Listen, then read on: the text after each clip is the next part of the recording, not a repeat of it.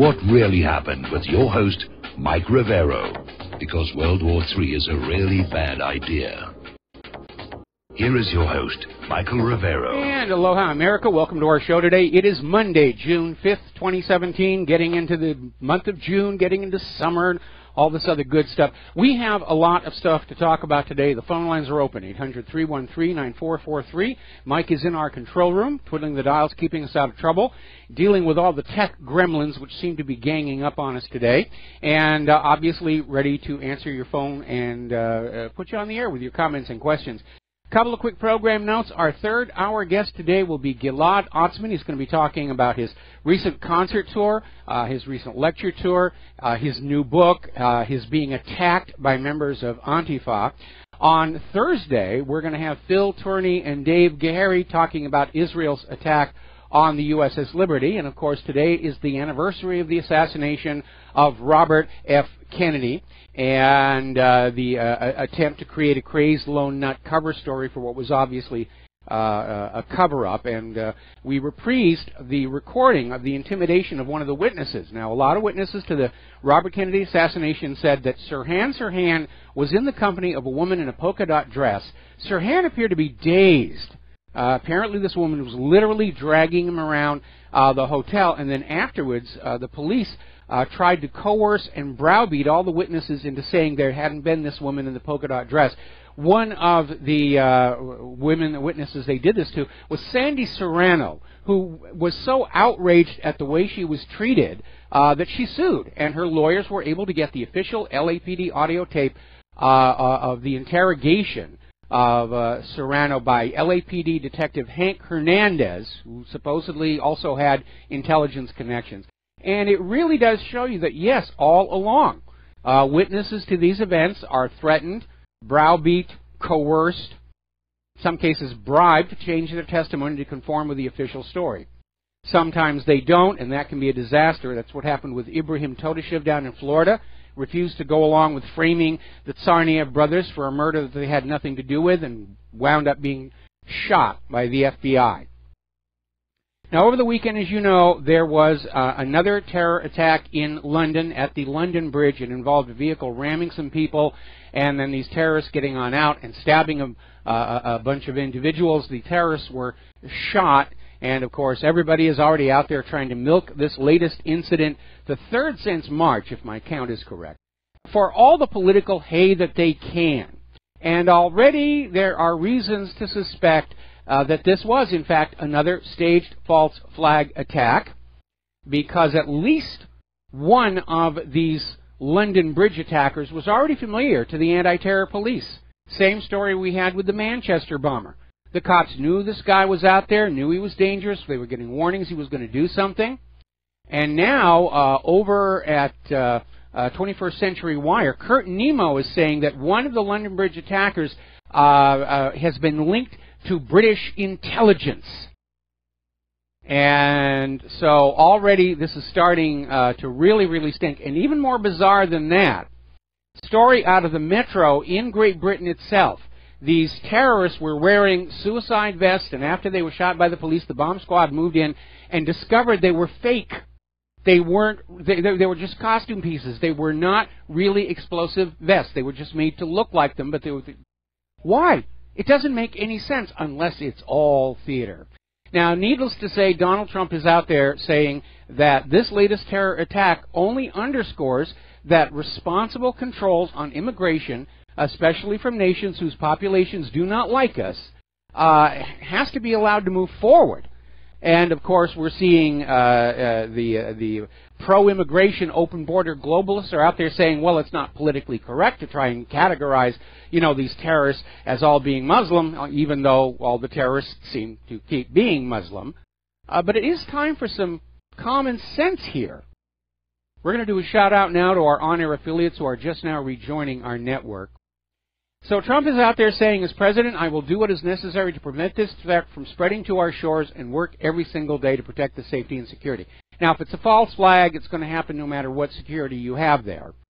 And it does appear to be a false flag. We're not really sure why. Now, Theresa May has been dropping rapidly in the polls. We're coming up on the snap general election, and maybe she thinks that wagging the terror card is going to boost the her poll numbers again. But I think the message is going on out, especially when you listen to the comment made by London's mayor. This is the new normal. Get used to it. You live in this wonderful city, but there are going to be terror attacks. You might as well just get used to dealing with that. That seems to be the idea. Now, one agenda that Theresa May is really pushing as hard on the basis of this latest terror attack is more government control over the Internet, more surveillance. She wants to have a whole new Internet that will be controllable and regulated by the government so that they can prevent this online radicalization. Well, there was radicalization long before there was an Internet. And I don't know who's doing your intelligence planning, but if you shut down the Internet, the radicalization is going to continue using pamphlets. Small little pamphlets like this one. This is a very radical pamphlet here. It's basically the text of the Constitution of the United States of America. And people will just hand them to each other, out of sight of the government surveillance. So this is a case of not thinking very clearly, because if the radicalization is in fact actually taking place on the Internet, and I haven't seen a lot of it, then you want it to stay there so you can follow it and track it. If you shut down the Internet, people are going to go back to printing presses and little brochures, and it's going to be a lot harder to find out what's going on out there. But again, it's the real agenda is all these governments around the world are realizing they have lost the ability to lie to their populations with impunity. And without the ability to cheat and lie and deceive, they really can't control their populations. Trick them into doing things that the people don't want to do, like more wars, higher taxes, sending their children off to the battlegrounds and so forth here. And a lot of people are already criticizing Theresa May, saying that her call for more government control of the Internet is misleading and misguided for reasons that I have already elucidated here. And in fact, they're describing her as intellectually lazy. It's a knee-jerk reaction. Ooh, terror happened, well, let's control the Internet. And common sense is going to tell you real criminals and real terrorists already know not to communicate over the Internet, over social media, over any, because it is all monitored. They're going to have little private means of communication that are not subject to the monitoring of the government. The government just wants to watch us all because they're getting really, really nervous that we are waking up. We refuse to go back to sleep, and they're understandably concerned. So anyway, just coming up on the election, Theresa May is out there saying they have to have wider surveillance, and Great Britain is already one of the most intensely surveilled countries on earth. Highest per capita concentration of surveillance cameras in the street. They have that new Snoopers charter where everybody's browsing history and email gets saved for an entire year in case they have to go back and look something. And it is a little hypocritical because earlier in her political career, she campaigned against more government surveillance. So basically, Theresa May is out there trying to shift the blame for the failure to stop this attack onto the Internet. Not willing to go there that maybe tighter border controls might happen if the attack was genuine, which more and more we're beginning to see this does look like it was a false flag. And again, more and more of Europe's leaders and the world leaders are realizing this open border idea hasn't worked out.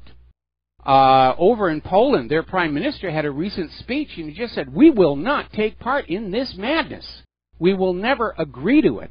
And Poland and a couple of the other member states of the European Union are being threatened with massive financial penalties from Brussels if they dare actually start controlling their borders. So Trump is back out there on Twitter calling for the courts to allow his travel ban to proceed, saying that we need to be smart, vigilant, and tough, and he's absolutely correct. Alrighty, we're going to take a phone call. Mike in Alaska, aloha. Welcome to the show. What's on your mind? Yeah, hi, Mike. I just wanted to bring to your attention some of the things about the immigration to Europe that people sometimes overlook. The first time I heard this, I was shocked. But if you look at the levels of inbreeding in North Africa and the Middle East, and then you look at the average national IQ, it explains a lot. It explains a lot about why it's so violent, why they would sort of how a religion like that, or a cult, if you'd like, developed, and why it's always violent, and the stabbing. Well, and hang on. You're painting with a little bit of a wide brush here. First of all, I think much of the violence is cultural rather than inbreeding. It is the way that they're being raised, and their particular religion is not the issue, because good people are going to do good things, bad people will do bad things. Both will cite religion as their reason. If they're raised in a culture of violence, from the extreme hardships they grow up in, then yes, when they get to Europe and they're not getting all the free stuff they were promised, they're going to act out. And as I've said many, many times before, migration is a filtering process. You're not getting the best of the people from those source countries. The people who are successful, who are doing well, they're going to stay where they are. They don't want to leave their home. So you're getting this filter where what you're really getting on the other end of that migration pipeline going into Europe, you're getting people who couldn't make it in their own country. You're getting people who are fleeing prosecution. You're getting people who are carrying contagious diseases. The migration process is selected, and it is biased toward that criminal element in the home country. I agree with you, Mike, but one thing is when you look at, for example, Syria, and we know a lot of these people are not coming from there, but some of them are. You look at the average IQ being 75, and IQ is a bell curve distribution. The average in most European countries is about 100. So they're 2 to 3 standard deviations away from the average person in, let's say, Germany. Why is this important? It's important because when they get there, even if they're not violent, all they'll be able to do is chop meat or make a kebab or drive a taxi, the lowest level stuff, which is not in demand right now. Yes. So they get there and then they can't get a job. They can't become a NASA scientist. They can't get a BMW, so they get angry. It kind of makes sense, and that's not even a religion part. Yeah, but let us point out that back home in Syria, the other side of that bell curve, the people with IQs of 120, 130, they're the ones who are going to stay where they are because they have become successful. I don't want to be coming on out here and saying that all Syrians have lower IQ than anybody else. As you say, it's a distribution, but again, that is part of that filtration. We're not getting the best representatives from those source countries. Exactly, and the ones that are very higher IQ, because yes, it's a curve. Not everyone is on one side of it. It's evenly distributed, but some of the higher end ones may have came in the 80s or the 70s, and they were not only heretical in the religious sense that they didn't want to blow anyone up, or they just wanted to get along and realize that dream of living in the West, but they came earlier, and there was a brain drain. Again, like you said, there's others that have the money inside of those countries. Why would they leave? Yes. But if you move 5 million at one point, you're going to get a bunch of people that, even if they're not religiously violent, will not make it as far as what the economies of Europe demand. As far as, we're discovering that 50% of them cannot read and write in their own language. So we're this is by design. It's not accidental. And but I'm going to disagree with that. I'm going to disagree with that. The agenda was open borders and blurring cultural distinctions for the New World Order, but I don't think they really thought it all the way through to say what's really going to happen when we have this migration process going. What sort of individuals are going to be taking part in the migration? How are they going to interact with the people in Europe? One of the big problems, regardless of IQ, regardless of training, regardless of background, is that the economies of the European member states were struggling just to take care of their own people. And now all of a sudden we have these millions and millions of new people who are coming on in who are placing a tremendous strain on the social system. it really was not thought all the way through. I guess when they get together at like the Bilderbergers or whatever, and the wine and whiskey is flowing, and they just come up with a really good idea. Let's just blur everything together and it'll be fine. All right, we're off to the tennis courts. But it clearly was not thought all the way through. I don't think the upheaval and the backlash and the violence was actually part of the plan. I think they were simply oblivious to this being a possibility when they take two obviously disparate cultures and forcibly clash them together. I agree. They didn't expect the internet to be there so that the information could get out. They didn't expect it to be such a large clash at such a quick period of time. I mean, they may know that we're headed they may head us down a crazy path, but they don't know all the variables there. But Mike, I wanted to ask you, do you think that anything that's going on now in the news is happening to distract us from that meeting, because they're receiving more attention at Virginia, the Bilderbergers, than they ever have in the past? Well, they are. People are sort of looking for who's actually calling the shots in these various governments. I know a lot of people were very concerned that Trump sent some representatives. I'm frankly, given his past record, I'm surprised Alex Jones didn't show up this year, because normally he loves to go to wherever the Bilderbergers are, and it's here in Virginia. It's not like it's that long a plane flight. But again, we know that there is a power behind the power we are allowed to see, and now it's becoming very, very visible. So we're generating more attention about them. They're still trying to be as secretive as they always have been. They've come out with a couple of public announcements, which I wouldn't put too much faith in or trust in that this is what's really going on. But we do know they're concerned about Trump being a loose cannon on their deck.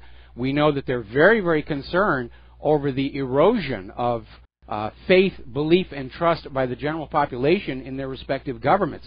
That is a major problem, not just for the governments as they are today, but for that looming new world order. You literally are not going to be able to start a global government when the entire population of the globe thinks it's a scam.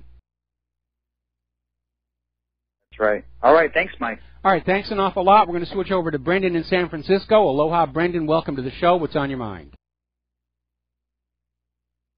Mike, I was just calling to see if you saw that CNN staged memorial where they had hijab-wearing women with graphic signage and C-stands, LED lights, directors, chairs, coffee. Yeah, I saw that. Total production by CNN. Yeah, I saw that. Come on. Yeah.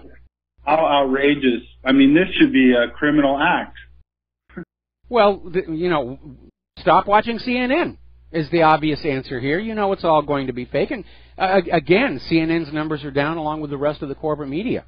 Everybody's coming on over here to the independent media because they want to find out what's actually really going on. All right, Brendan, got to let you go. We got to take a break here for some commercials so we can pay some bills around here, and we'll be right back.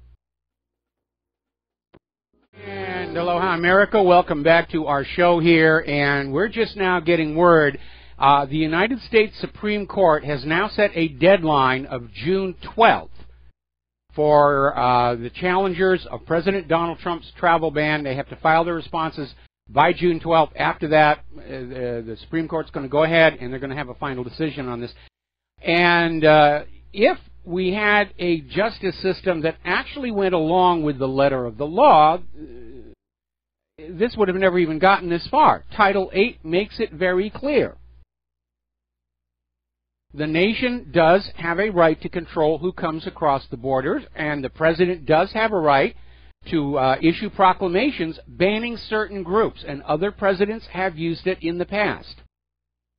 They're only making a big stink about it now because this is a major threat to the New World Order, the globalist design of erasing our cultural differences by having people of different cultures rape and kill each other. I guess that's the plan here.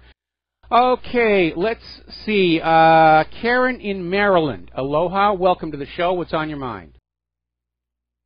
Okay, hi there. I have two questions if you're prepared to answer them. Are you well enough versed about a cashless society to be able to discuss it? Well, I've discussed it in the past before, mostly in terms of its obvious shortcomings for ordinary people, its advantages to the banking industry, And as we had last week demonstrated, the potential for a failure of the computer systems to leave many people simply unable to purchase food, even though technically they have money in their bank accounts. Okay, well, my question is, it's okay if you don't know how to answer this, but my question is, in a cashless, and I don't even know if this is available in Hawaii because it's not available in all states, but what happens to the lottery, the state lottery, in a cashless society? Because many states require cash for lottery tickets. So what would happen to the lottery? Well, they would have to make some kind of an allowance. I mean, the whole point of the cashless society, you have that little plastic card where you cannot spend money that you do not have. And so I don't think there would be that significant an effect on the state lotteries. Okay, and then question number 2, completely different subject, is about the oath of office that the military and the elected officials take. To your knowledge, are there any government agencies that have employees that simply do not take an oath of office, but it is assumed that they do? I actually do not know how to answer that question. I think the problem is less whether there's an oath of office and more a question of whether people who take the oath actually have any intention of abiding by it. And that really does seem to be the issue. The public taking of an oath in full view of the press cameras is supposed to reassure us all that the system is playing by the rules.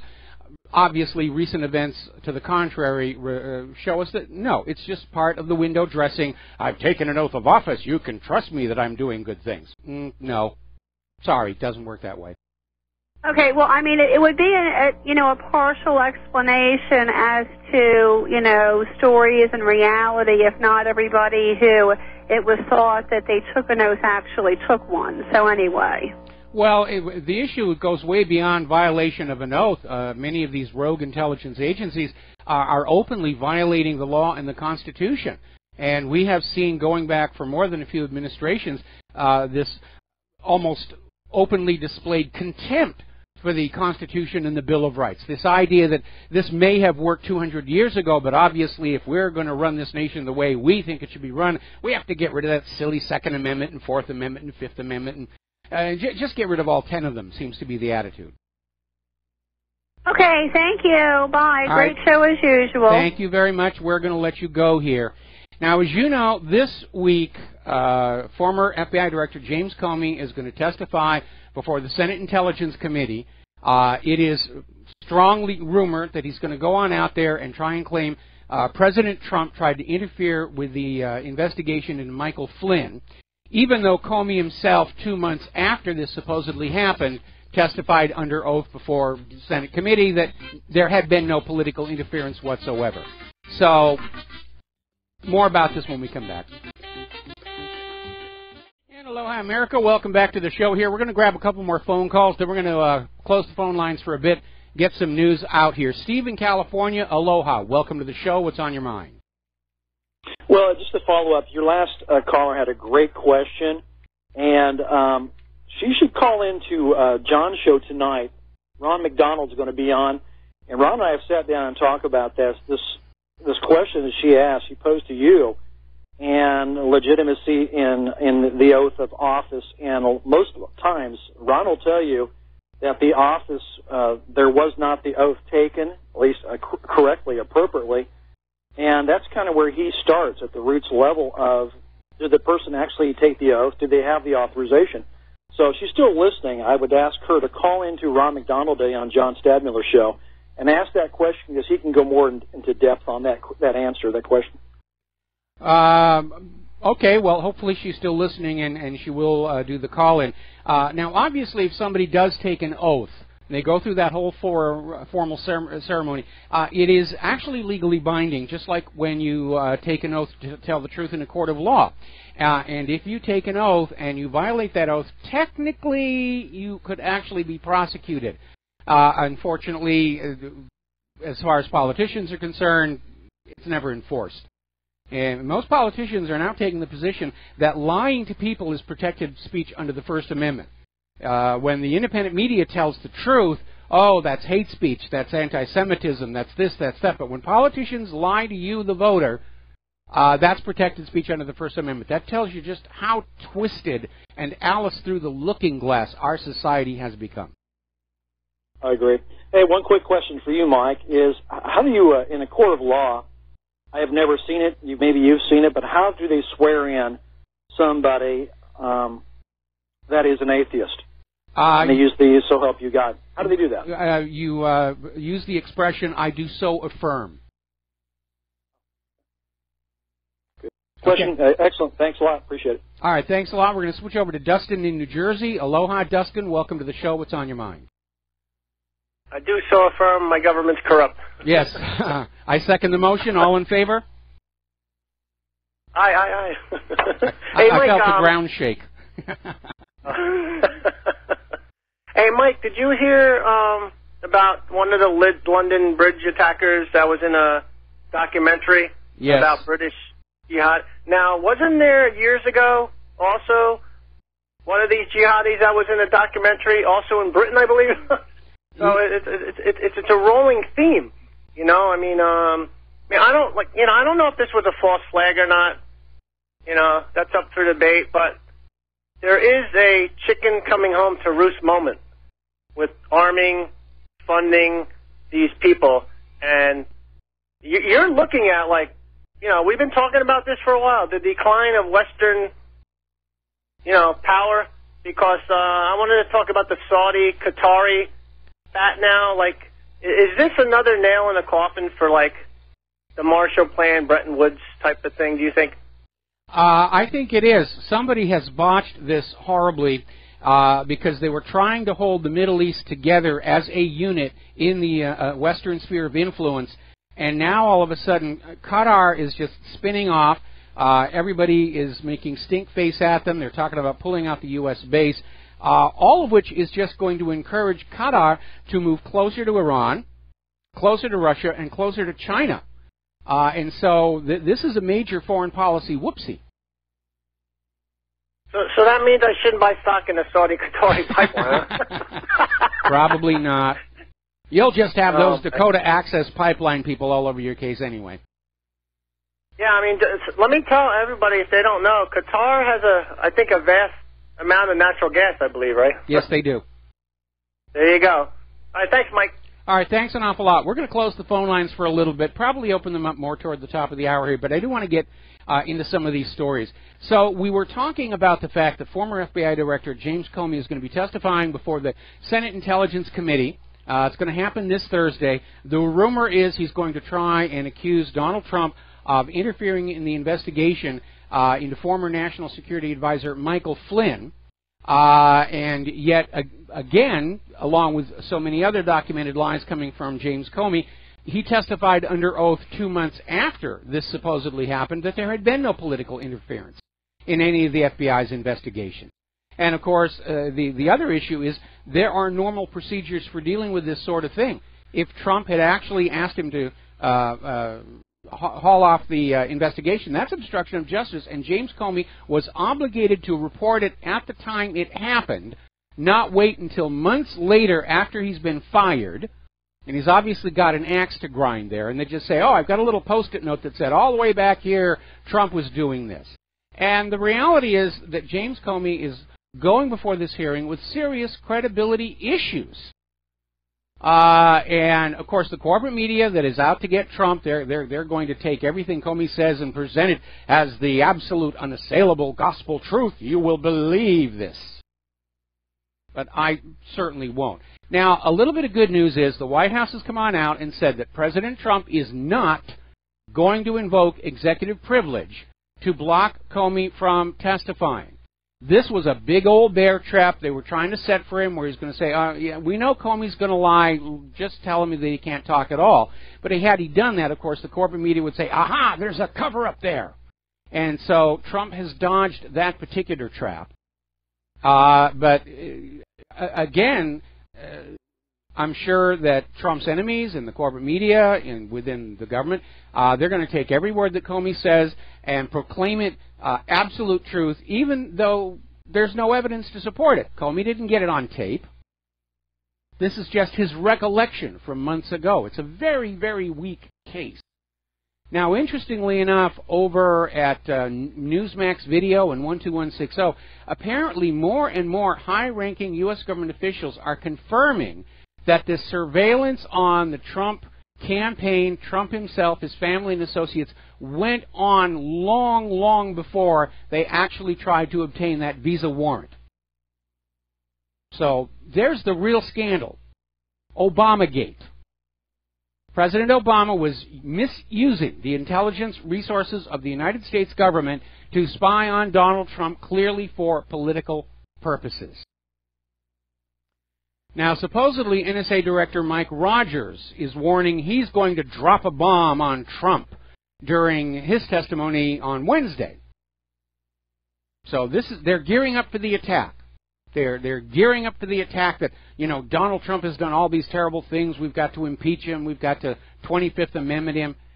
And it is very, very obvious we're seeing a government that is almost too factionalized to function any longer. And again, it is a strong parallel to what we were seeing in the former Soviet Union in the months before it all fell apart.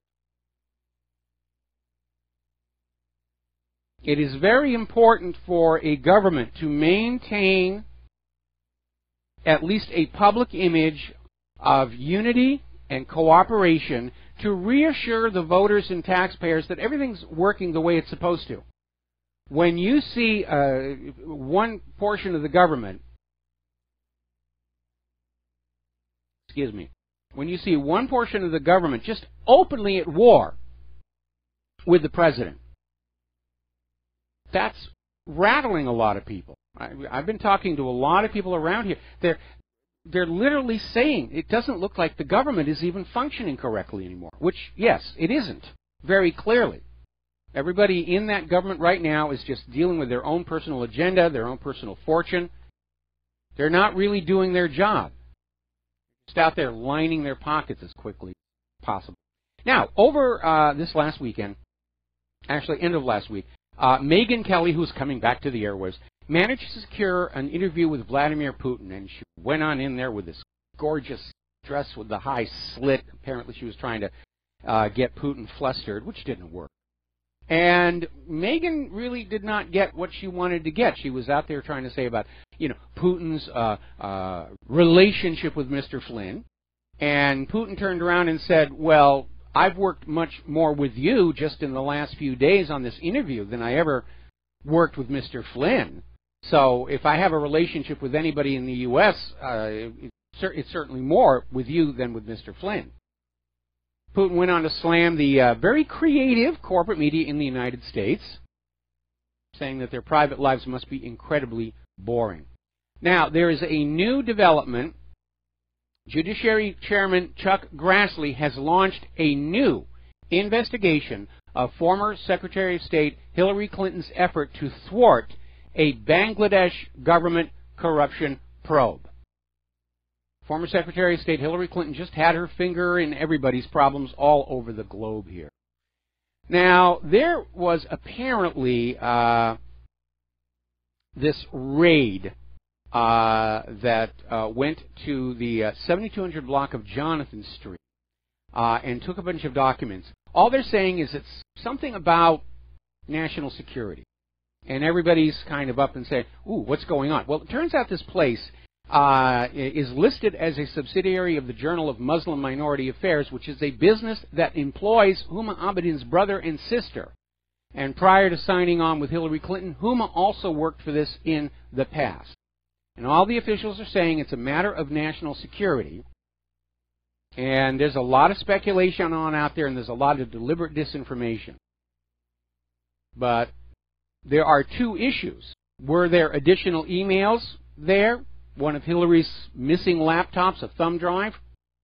And the timing of this raid opens up a possibility. As you know, former Congressman Anthony Weiner pled guilty last month to transferring obscene content to a minor, and he's going to serve 21 to 27 months in prison on a plea deal. The question is, did the plea deal include giving up evidence on Hillary Clinton, and was that evidence stored at the Jonathan Street residence? So we're going to be keeping a very, very close idea on that. Hillary is still out there on her denial tour, and I don't know if she actually still thinks there's a chance she's going to be anointed president of the White House, or we're seeing Hillary just as a crazy old lady who's in the middle of a self-destruct. But now she's out there, Donald Trump colluded with 1,000 Russian agents. Would you believe it? 1,000 Russian agents to infiltrate social media and engineer a campaign of lies about her. We didn't need to do that. All we needed to do was tell the truth. And that's what worked. Now she's out there saying, there were Americans who were out to get me. There were Americans who didn't want her to be president. There are Americans who didn't like her or her policies. And there are Americans who were very, very, very concerned about the past criminal record of the Clinton cartel. Now, a little bit of good news. Everyone was talking about Trey Gowdy. Would he be head of the FBI? And at one point he was interested and at the top of the list, and then came on back and said, well, no, not really.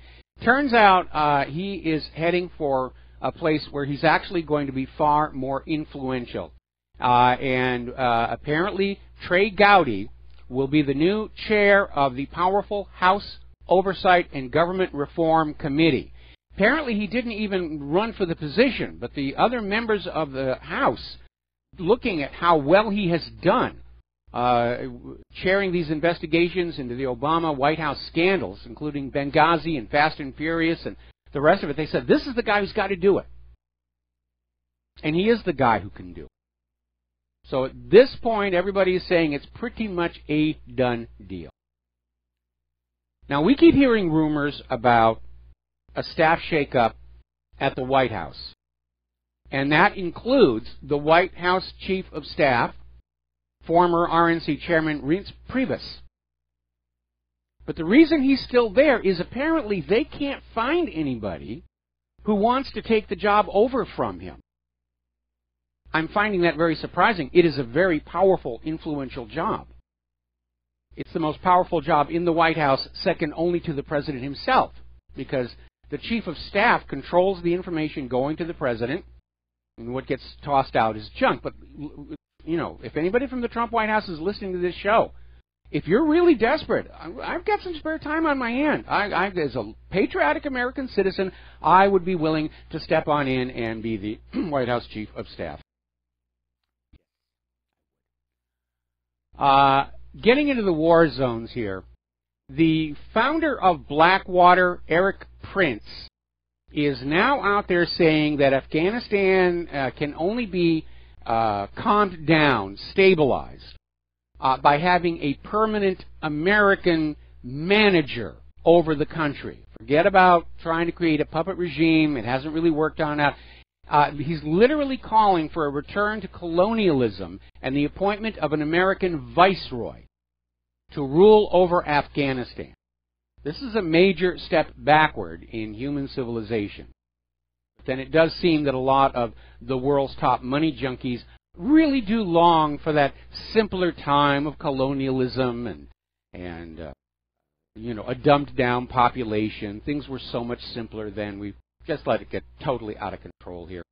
We need to go back to the 1950s or even the 1850s. That would be. Now let's talk about Qatar, because this is getting chaotic.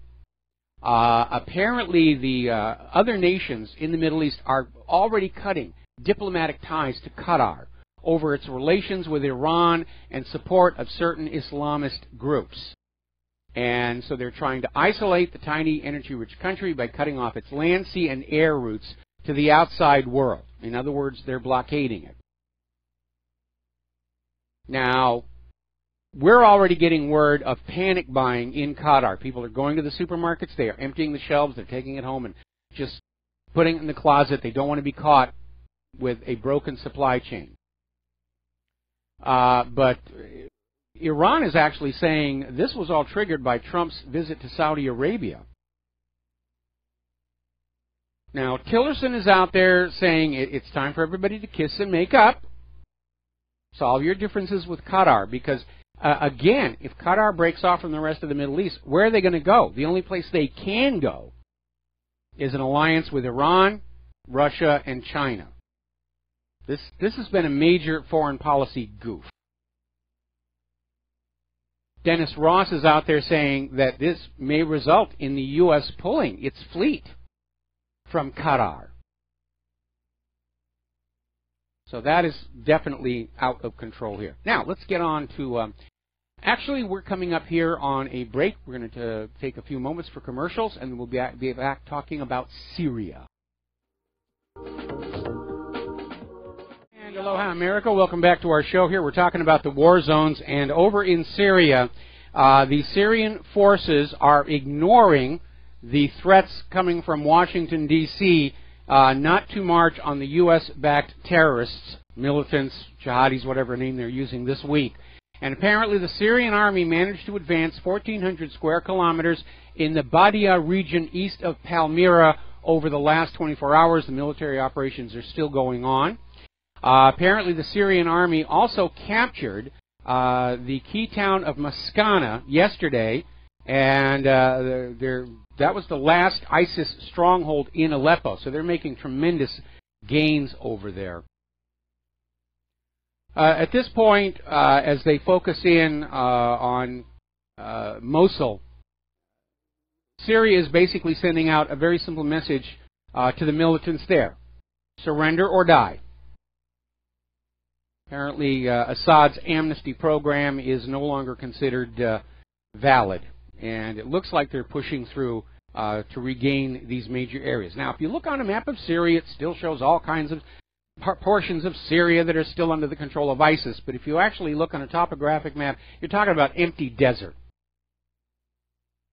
Wars are won not over the volume of territory you are controlling, but the key infrastructure points, key highways, rail lines, the hubs where everything transits. And Syria is definitely taking back control of that.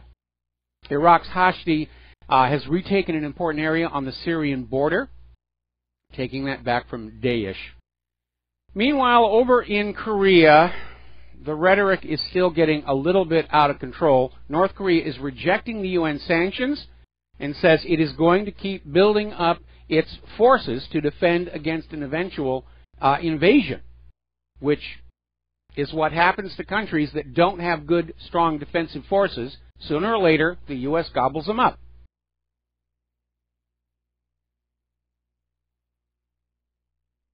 Now, as you know, Israel is celebrating 50 years of the occupation of Palestine, going all the way back to what is called the Six-Day War. And as is usual, as we have learned through bitter experience, the reality of what went on is very much hidden behind the official story of Israel under threat from its Arab neighbors. And now, 50 years later, this is even over in The Intercept, basically saying it was all a fraud. Israel wanted to grab more territory. And so they said, oh, they're about to attack us. We have to attack them first. But we even have quotes from members of Israel's own government saying, yeah, of course it's a bluff. Of course it's a lie. And here is something that is very revealing, and this is actually in the Times of Israel. Apparently, there's been some declassified information which said that had the Six-Day War gone the other way, Israel was going to set off an atomic bomb in the Sinai as a warning to everybody else. There you have it. Israel's had nuclear weapons all along. We're going to take a break for station identification, and we'll be right back. And aloha, America. Welcome back to our show. Hour number 2. The phone lines are open again, 800-313-9443, and we're going to go to a phone call. Alex in Florida. Aloha. What is on your mind today? Hey, Michael. I was calling to see if there's any proof that Kennedy said that he wanted to dismantle the CIA. Do you know if that was documented anywhere? Yeah, well, he basically wrote an executive order calling for the transfer of covert military operations from CIA back to the Pentagon. But it was never implemented due to a bureaucratic resistance. And apparently, following the Bay of Pigs, Kennedy was overheard by several people saying that he wanted to smash the CIA into 1,000 pieces and cast it into the wind. Because he felt they'd lied to him. They'd lied to him, they'd set him up, they tried to force his hand, and that wasn't something that Kennedy or any president is going to be comfortable with. That's right. I know that he also, there's rumors that he said that there are people in this country that want every man, woman, and child to be enslaved. Did you hear that? Have you ever heard that? That one doesn't ring a bell. I know he was talking, there's this famous speech about secret societies and so forth. It's been a long time. I may not remember everything that I heard Kennedy say. After all, I was actually a little kid back then. Anything else, Alex? That's it. So you're saying that he wanted to, they believe that he wanted to dismantle the CIA via like an executive order to transfer some type of what from the CIA to back to the Pentagon? Basically he wanted to transfer authority over covert military interventions from the CIA back to the Pentagon. Certainly the Pentagon would have liked that. The CIA was absolutely opposed because covert intervention is all the CIA knows how to do. They're not really very good at waging outright open field war. That's right. Now, you asked me if there was something else, and I remember something. You have a caller every now and again, and I think it's more than one caller. They'll call and they'll say that Bernie Sanders is a socialist, and I just want to let those callers know that that's right out of Hillary Clinton's playbook. That came from Hillary Clinton. We should all be able to get Medicare. That's socialism we deserve, and I want socialism. We should all be able to get Medicare, and our kids should not have to go into debt hundreds of thousands of dollars to go get an education. The system's rigged for the bankers and the insurance companies. And if it's socialism trying to get rid of that, then we need to be socialists, just like the Germans, just like the Canadians, just like all the industrial countries of the world that provide health care for their citizens. Well, you know, what's really interesting is many, many years ago, Vladimir Lenin predicted that when Western capitalism failed, that it would inevitably deteriorate into fascism to preserve the wealth and power of those at the top. And that has indeed happened. Now, I'd like to see this country go back to being a real capitalist society, but if I have to pick between fascism and socialism, yeah, I'm in agreement with you. Let's go socialist.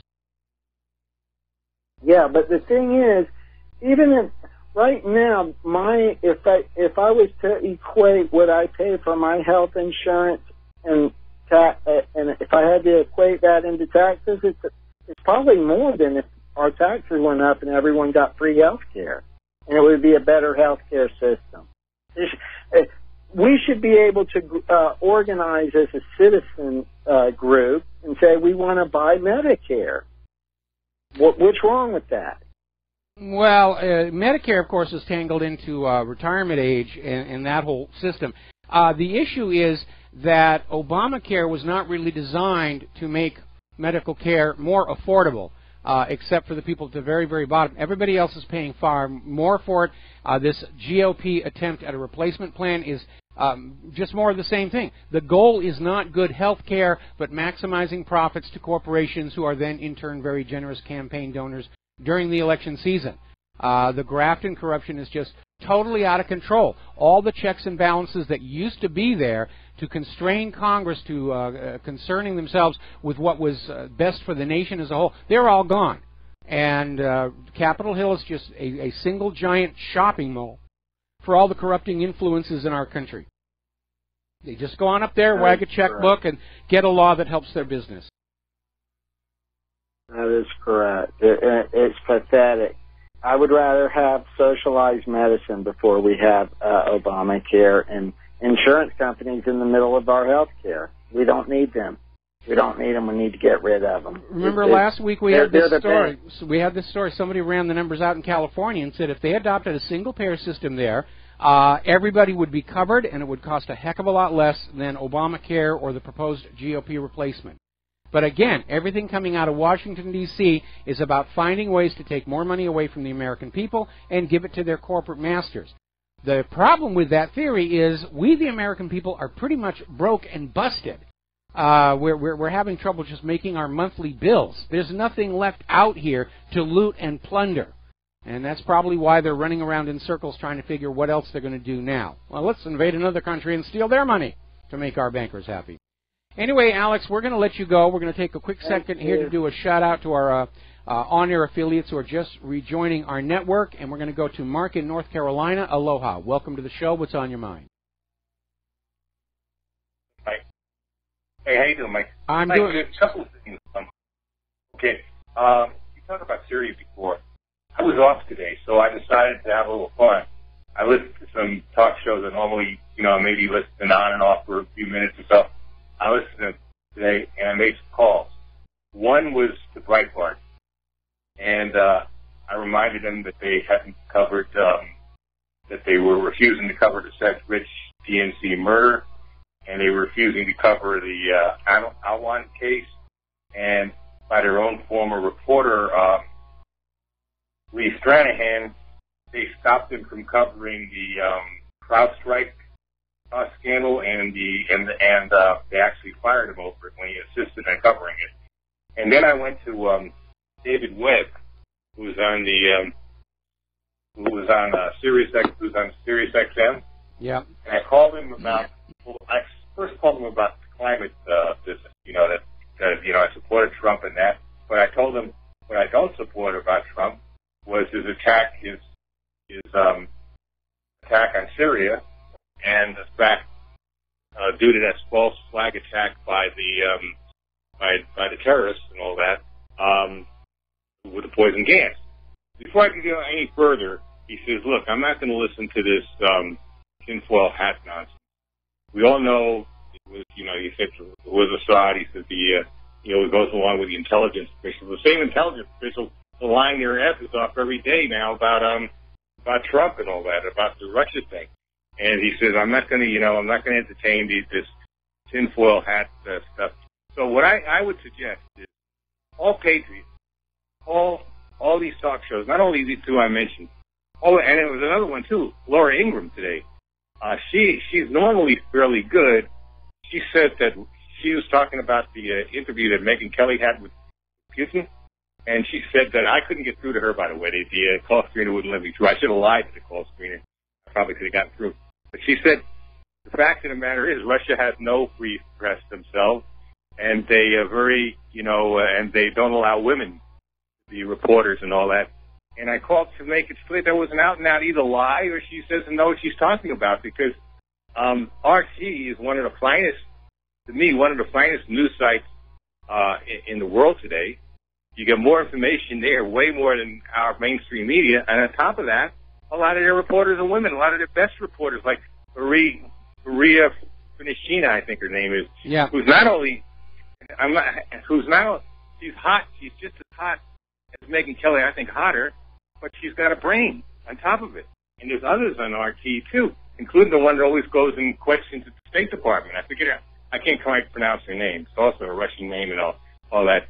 So he's out around lying about that stuff. And you see the Russian reporters going right to the front line in the Syrian battles and all that. They risk their lives, and as well as they don't have free press there. So, it's about time, I think, people start going to these talk shows who try to make believe they're really alternate media. They're not alternate media. You're alternate media. Alex Jones is alternate media. John B. Wells is alternate media. There's a whole bunch of others. Lionel is alternate media.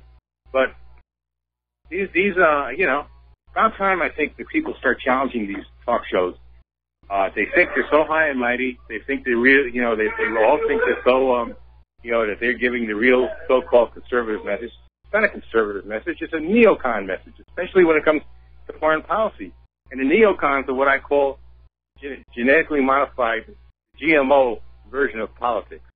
They're like combined Nazis, communists, fascists, and a bunch of other imperialists, into one philosophy that's dangerous and unfortunately has infiltrated our system very badly, you know?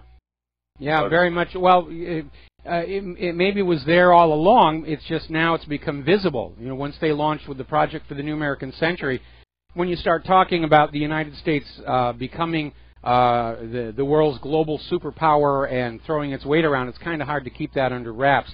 But you're absolutely right. It's time for people to start calling into these shows and saying, you know, this idea that Assad gassed his own people, it didn't make any sense.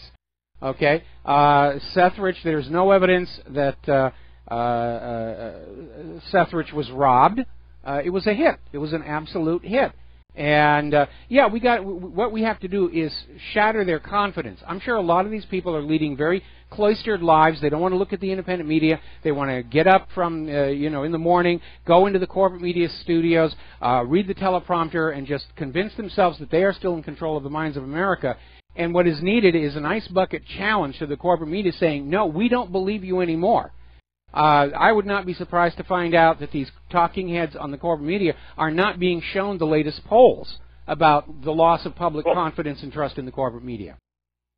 Well, what I noticed about Breitbart is they've really cleaned house. I mean, they've gotten rid of some of their best people, like I just mentioned. Lee Strand, of course, you know,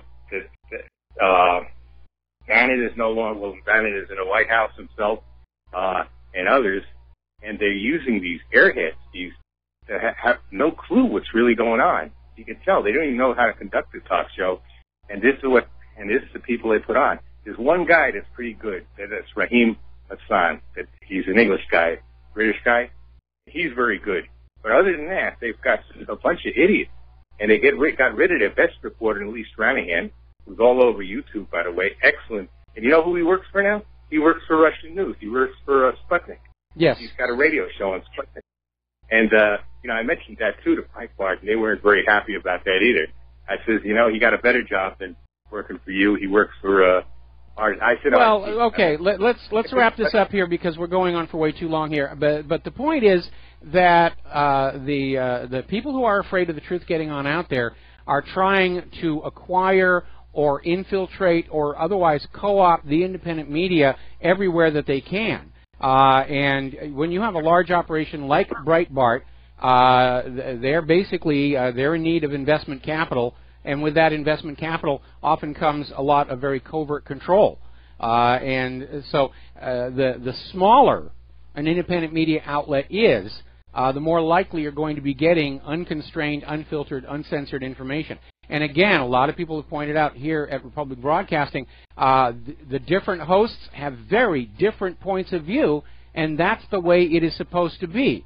To present a diversity of opinion so that you can listen to all of the various presenters and decide for yourself what it is that makes sense. That's the way it's supposed to work. Well, the good thing about Alex Jones is he's got mostly his own products that he sells, and he's able to pretty much fund InfoWars with that. And he's not perfect, but he's about as still as, and I know you guys have your disagreements, but he's still about as good as it gets because he will give you the truth. Oh, by the way, and that guy David Wett Q3 says, why don't you go listen to Alex Jones if you want to believe that kind of stuff, you know? So I tried to tell him Alex Jones got probably 10 times the amount of listeners that you got, but I wasn't able to get, you know, by that time he hung up, you know? Okay. So this is the way these people think. They just, you know, they're just arrogant, and they're becoming just like the mainstream media. They say they don't want to be like, or they criticize all the time. They become very little different. Well, their stardom's getting to their head, but we've seen some of the independent media outlets very obviously being cornered, threatened, bribed. They're trying to buy it all up the way they did the corporate media. There's simply too many of us out here, and that is really why it is falling apart. Anyway, Mark, I got to let you go. And let's take Kathy in Massachusetts. Aloha, welcome to the show. What's on your mind? Hi, it's Kathy from Massachusetts, but I'm currently in Missouri, but I say they know me, you know, because I'm from Massachusetts. Bottom line, Medicare. I wasn't in the system at all when I was in Boston working, when I stress fractured the foot, pounding the pavement, you know, all this work and standing on my feet. So when I couldn't walk home from work one night because I'd been taping it like a marathon runner for a year and a half. It just had to be operated on. I ended up on, I'd never been in this system before, so I was like, oh my God. So I ended up on Medicaid in Massachusetts, which is the safest safety net in the nation. Mm-hmm. And I was able to see, the guy who did, Nuriev's Achilles rupture to do this sesamoid suture, okay? If I was so I had to be on Medicaid for 2 years before I could transfer that to another state once I was on the disability. And so after the 2 years was up, I couldn't afford to live in Boston, so I said, I got to get out of here. So I went to Dallas, and I was ignorant. I had no idea. None of my good doctors that I had seen, when I had the corporate coverage, none of them had ever taken Medicare, ever. And I went to see someone to help advocate, and they didn't believe me that I couldn't get an appointment on Medicare. They said, no way, maybe Medicaid, but not Medicare. And I said, no, try it. So in Massachusetts, I was able to see the top dog to do my sesamoid suture on Medicaid. And in Dallas, I couldn't find any specialist that would take Medicare. And so this provider didn't believe me. So they picked up the phone, called the doctor's office, and they said, no, sir, we don't take any new patients on Medicare. We're allowing the ones we have already to age out, but we are not accepting any new Medicare patients. So Medicare is not the answer. And that, I'm just saying, if you're planning on... I'm sorry to cut you off, but we're coming up on a commercial break here, and we don't need all the fine details about your medical adventure. But certainly, the complexity of the system is a big problem. That there are all these different programs, and you go over here and you go over there, and it really does need a drastic simplification. But again, one of the reasons it becomes as obfuscated as it is to make it very difficult to find out how much it's really costing you, how much benefit you're actually getting, and there seems to be indications that the medical industrial complex is just as corrupt and avaricious as any of these other large corporate clusters that are surviving by plundering on the people. And Claire and I have to go through our insurance. There was a gap between my last policy and my start of Medicare, and I had to get a temp policy for that, and it was just all this complexity, and it really should just be a very, very simple system. Simple is better, simple is lower cost, but also simpler is easy to understand. And apparently the last thing anybody in the medical industrial complex wants is for ordinary people to be able to understand why their money is being taken, why things are so expensive, why the actual medical care is not all that good, why so many of the products we're being told that we have to take are turning out to be dangerous now. So well, I shared the details. Simply because if anyone's planning a move, they want to make sure that where they're going, they can find a doctor that will accept Medicare. Because where I am in Missouri, I can locate an endocrinologist that will accept it. If you can even find one in some major cities, you're waiting a year even to see one. So that's part of why I went into the detail, is it does vary state to state significantly. And just to be wise, because I didn't know that. I would never have moved there had I known I wouldn't be able to ascertain care. All right, well, that's a good warning for everybody. We're going to have to let you go. We're coming up on a commercial break. Thank you, Kathy. We're going to let you go. It's all out of control. It's all fragmented, and it is a mess. It is a mess. We'll be right back. And aloha, America. Welcome back to our show here. Now, turning over to the Philippines, which is not getting a lot of coverage in the American corporate media, there is all of a sudden this massive ISIS army that has just come out of nowhere that is causing havoc all over the country. As you know, there was that attack at the Manila casino, which the government of the Philippines is saying was actually a botched robbery. It was not a terror attack. President Duterte is vowing to crack down on the terrorists, and apparently civilians are having to be evacuated from some of the areas where the battles are going on. So is this another regime change to punish Duterte for having a hard line against the drug trade?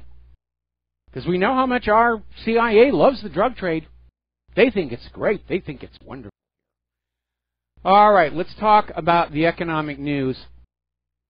Spain's banks, they're in another crisis. And of course, when you're underneath a private central bank that loans all the currency into circulation at interest, There will always be crisis after crisis after crisis, and all they do to solve the crisis is just create more new money loaned into circulation at interest to try and paper it over and push the crisis down the road. But eventually you get back to that crisis again. Now they're talking that Spain may actually test the European Union's bail-in law, and that is going to rattle a lot of people if that actually happens. Citigroup has agreed to a $97.4 million settlement in a money laundering inquiry. Are there any bankers anywhere who are not up to their neck in all of this corruption? Sure, I'd like to find one. Very alarming story. This is out of Investment Watch blog, and it's pointing out that we are in a stage of investment in this country where investors are taking huge amounts of risk in exchange for very little potential return. Now, that's normally not considered a wise investment strategy. You want to minimize your risk and maximize your potential return, but there are no investment opportunities out there that are offering that. So investors, in order to keep keep their portfolios going, they are engaging in greater and greater amounts of risk into projects and endeavors that aren't really promising that much potential return. We're certainly seeing that in cases like Uber and their recent very disappointing numbers, the disappointing retail. And above it all, of course, we still have the U.S. government and the corporate media screaming about how the unemployment rate is incredibly low, and we know they are lying about that. And apparently the number of working-age Americans who do not have a job in this country has now topped 100 million. Another story out of Investment Watch blog, over 1,000 stores closed in a single week across the United States. And here's where it gets a little bit more alarming. Story out of SGT Report. Every time the government comes on out and says there are so many jobs being created, they're not actually going on out and finding out who is hiring. The numbers are estimates from what is called the birth-death model. And apparently, according to a research report from Morningside Hill Capital, shows that 93% of the jobs supposedly created since 2008 were birth-death model estimates and didn't actually exist. It was just a number that they wanted to put out there to reassure you everything is all hunky-dory. There's no reason to be concerned. Everything's going to be just fine. It's back to that idea that we, the American people, are the most lied to people on the face of planet Earth. All right, we're going to grab a real quick phone call here. Antonio in Tucson, what is on your mind?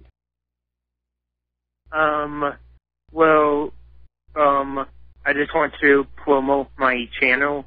It's called Toto the Cameraman, and I want people to subscribe to me. And okay, well that's kind of like not fair to come. Okay, thank you. We're going to let you go here. I mean, that's just kind of tacky, calling into a show and trying to promote your own channel and get people to subscribe and everything. If you want to advertise on RBN, you can advertise on RBN or you can advertise on whatreallyhappened.com. But just trying to get yourself a free plug, that's tacky. That's very tacky. We're going to take a break for commercials. We'll be right back.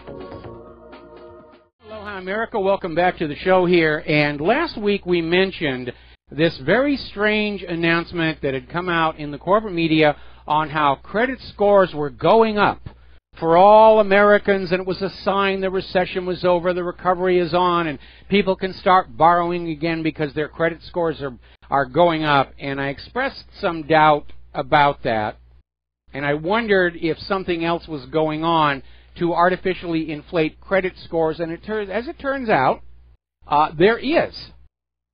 Apparently, according to another story over at Investment Watch blog, credit firms, as of the 1st of July, are no longer including certain negative elements in your individual credit report. They're just throwing them out, including apparently tax liens. And this was done specifically to make everybody's credit score higher in the hope that it will boost the economy by everybody going on out and buying a bunch of stuff. This is just subprime repackaged. Because the fact that everybody's credit score has gone up doesn't mean these people are all of a sudden able to repay the loans they're going to take out. Most Americans do not want to borrow anymore. They're trying to get out of debt. What Americans want are high-paying jobs that they can build a life on. Build for their future, build for their children, build for their retirement. But we are all held slave to a banking system that can only perpetuate by the creation and imposition of more debt upon the people. It's a pyramid scheme. It's a Ponzi scheme. And they didn't want to use the phrase subprime any longer because we had the subprime mortgages, and that created a disaster in 2008. We've got the subprime auto loans, which are going to trigger another disaster, so they can't use that anymore. Well, how do you fix that? Well, you just have everybody's credit score magically run up to where all of a sudden you must be a good credit risk. No, now is not a good time to be going any further into debt.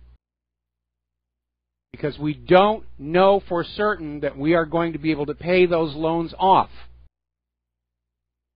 Too many people are losing higher paying jobs and being forced to take lower paying jobs. Something like a quarter of Americans are struggling just to make their current monthly bills. Adding another bill on top of that is obviously foolish and reckless.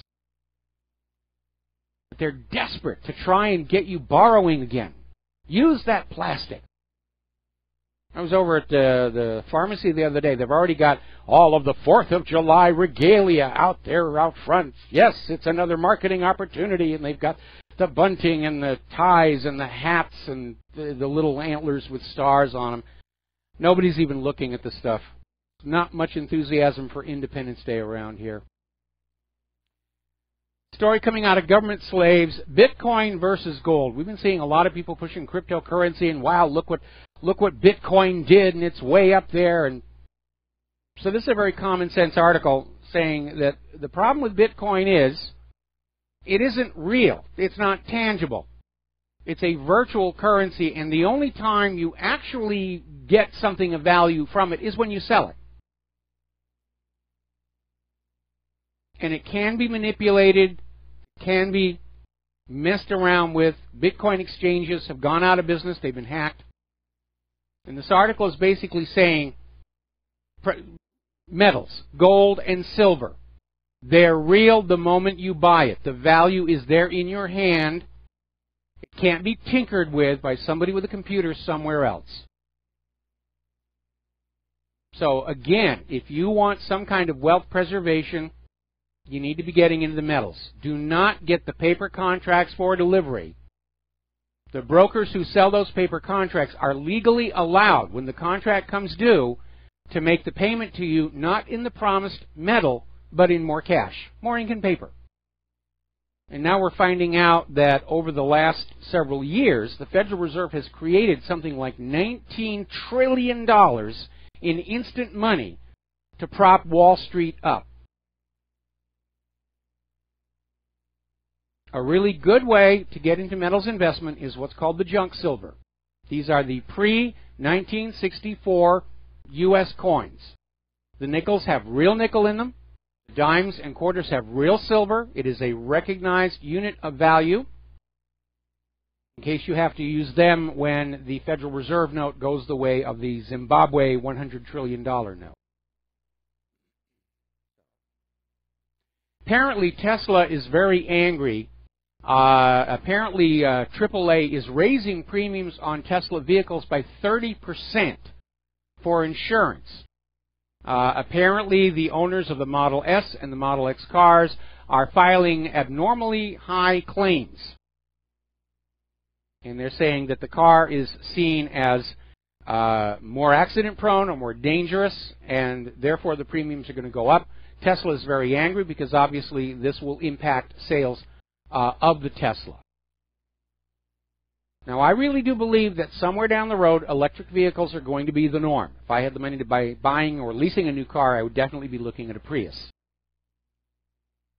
I've seen the Teslas. I'm very impressed with them on the outside. Obviously, I've not had a chance to drive or evaluate one. Now, over in Great Britain, apparently they're getting ready. They're still talking about a soft Brexit. And apparently a Europhile who said that the Brexit vote made him physically sick is being lined up to lead the talks.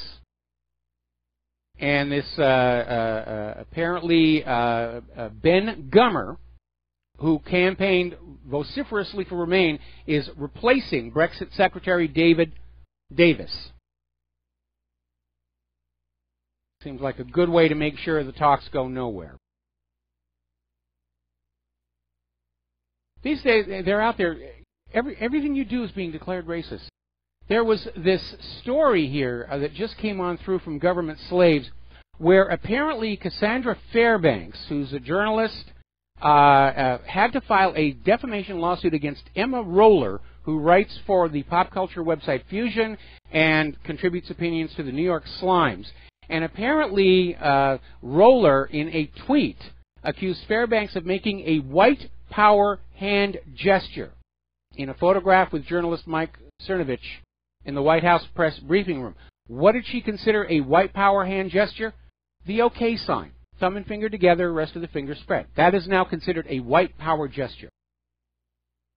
And so she went on now to say, see, they're racist. They're using the white power gesture. There's absolutely no indication that flashing the OK sign has anything to do with race or power. But that's how these people are thinking. No matter what anybody does, oh, it's racist, it's this, it's that, tear down the Confederate statues. Now, as you know, we're coming up next month on Independence Day. Not a lot of enthusiasm, but traditionally at the Mike Rivero, we fly our Gadsden flag. Well, now, apparently that has been declared as racist. The flags of the American Revolution are one by one being declared racist because in most cases the people who designed the flags or paid for them owned slaves. Well, I'm sorry, back then slavery was legal. A lot of people died to make it illegal. Let us remember that the purpose of the flag had nothing to do with racism. It had everything to do with independence from Great Britain. They're just stretching points any way they can to try and get rid of all the symbols of our nation. First it was the Confederacy, now they're going after the American Revolution. I'm waiting for them to go after Thomas Jefferson because he owned slaves. And we're already hearing where there are schools where the students are demanding, we demand these statues of all these people be torn down. They're trying to erase our past. Trying to create a generation with no strong sense of identity. No sense of who they are, what their history is, what their cultural roots are. Because people without a strong sense of identity are easier to control, and that's exactly what we're talking about. Now, we're still seeing all of this gnashing of teeth and wringing of hands and crying in beers over Donald Trump's pulling the United States out of the Paris Climate Accord. Now, again, bear in mind, the Senate had not ratified it. So it was more symbolic than anything else. And everybody's out there screaming, no, no, we've got to do it. And we have all these mayors of cities who are liberals out there saying, well, we're going to abide by the Climate Accord. We're going to take money away from our people and send it to these other countries. Which I don't think is going to go over very well with their voters. Now remember, the guy who founded the Weather Channel has been out there all along saying it's a hoax. It is a hoax. I've been saying it was a hoax going all the way back to the 1990s. And right now, one of the big lies about the global warming movement is 99% of climate scientists agree on the threat of human-caused global warming. And when they made up that list, they were basically just grabbing people's names. And a lot of the people whose names are on that list have gone public saying that they were never asked for their permission. A lot of those names aren't even really scientists. They're just clerks who happen to work in the office, and they needed a name to flesh it on out. But as of right now, and this is over at fairfaxfreecitizen.com, there are 31,487 U.S. scientists, and I mean real scientists, degrees, track records, publication, peer-reviewed, including 2 Nobel Prize-winning physicists, 9,000 PhDs, saying it is a hoax. Global warming, human-caused global warming was a hoax. The human effect on climate is microscopic compared with factors like solar radiation and the shape of the Earth's orbit. And let us not forget the Climate Gate scandal that came out of the Hadley Climate Research Unit at the University of East Anglia, where somebody leaked internal emails and the source code to the computer programs used to create the hockey stick. And you can see in the computer code that they simply rigged it. It didn't matter what data they put on in, it would produce this hockey stick. It was very simple. Past a certain year, start adding numbers to the temperature. More and more each year thereafter. It was a blatant fraud. And again, I love Putin's sense of humor about this. They're actually having snow in Moscow right now. They're also having snow up in Quebec, I think. I'll dig into that a little bit. But Putin's out there saying, you know, we could blame the snow in June on Trump's withdrawal from the Paris Agreement. But they're not going to do that. But winter did stay very, very late this year. There's no question about it. Back in 2000, they were saying snowfalls are a thing of the past. And we've had all these record-setting winters since. Now, the carbon Nazis are trying to recover by rebranding. They don't use global warming that much anymore. They say it's climate change, as if climate didn't always change all by itself. But they're kind of stuck because their entire agenda is to get you to pay a carbon tax. They've demonized carbon. But if the world is cooling, we need more carbon dioxide in the atmosphere, not less, to trap more of the sun's heat. And, of course, carbon dioxide really isn't that strong a greenhouse gas. Even NASA's come on out and said it doesn't really behave like a glass pane. In fact, in some ways, it acts as a coolant. Water vapor is the overwhelming majority greenhouse gas in our atmosphere. But you're not going to get people to pay a cloud tax. Methane is 10 times more potent at trapping heat than carbon dioxide, but methane is produced by cows, termites, and deep crust microbes, which are life forms far too intelligent to listen to Al Gore and his nonsense. So if the world is cooling, more CO2 in the air is a good thing, according to what Al Gore has said in his mockumentaries. And maybe that's the reason they're pushing this. They're hoping Al Gore will have a really good box office when his film comes out later this year. All righty, we're going to grab a couple of phone calls. Jerry in Chicago, aloha. Welcome to the show. What's on your mind? Aloha, Michael. Thanks for taking my call. Hey, I got a question for you, and you mentioned something about 10 minutes ago about Bitcoin not being tangible, and I agree 100% with that, where I wanted to ask you about 5-ounce silver bars. I just recently purchased 10 of them. I don't know if that's a good investment or not. Well, I think it is a good investment. We keep getting all these confirmations that the world's financial manipulators are still trying very hard to keep metal prices down to discourage people from closing their savings accounts or emptying their stock portfolios. But at some point, it's going to break loose. The control systems have to break down. They can't keep doing this forever.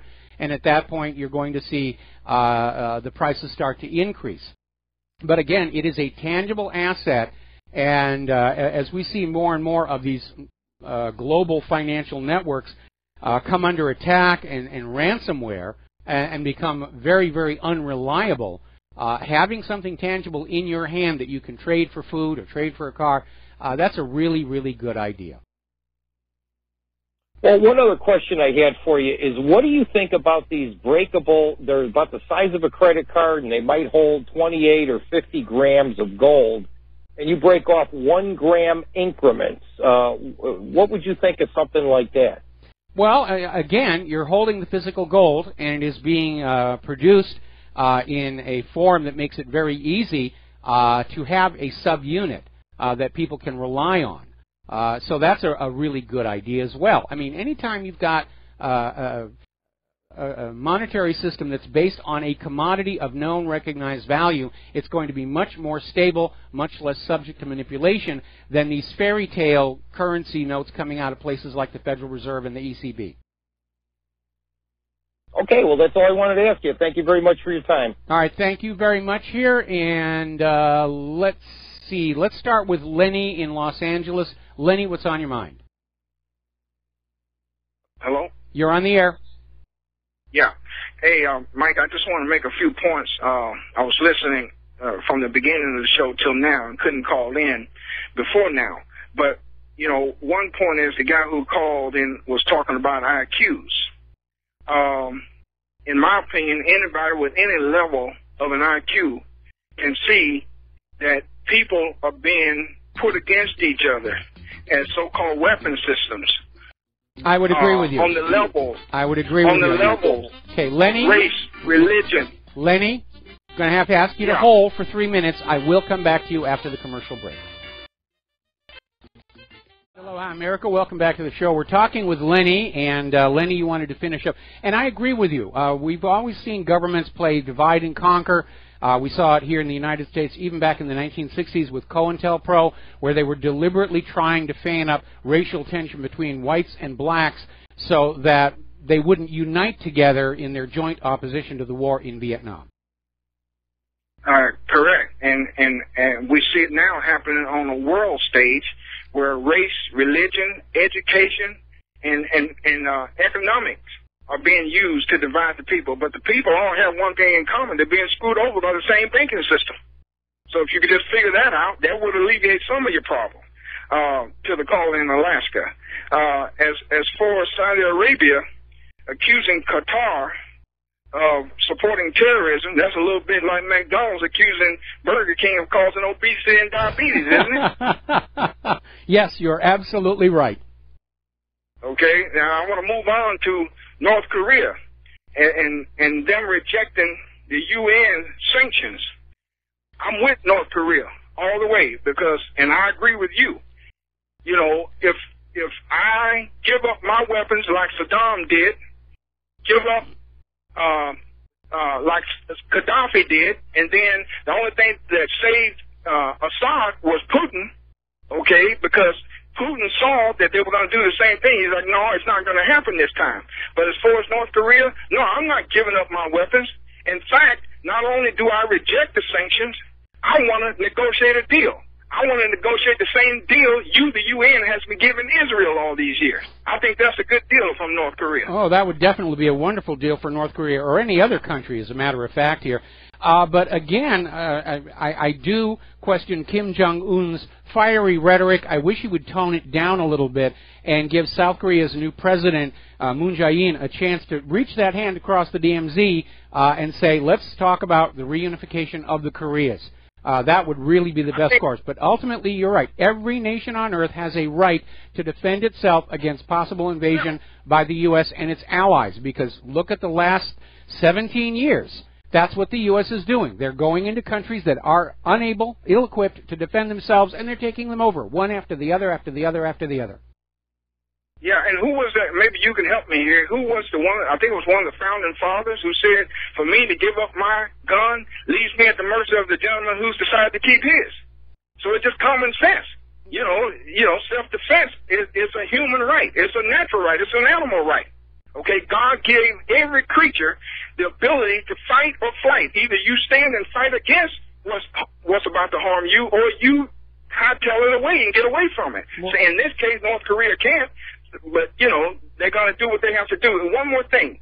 As far as ISIS, as far as, you know, getting rid of the political correctness and getting rid of a lot of the symbols and stuff, Confederacy and statues and all this, there ain't but one other people who are doing that, and that's ISIS.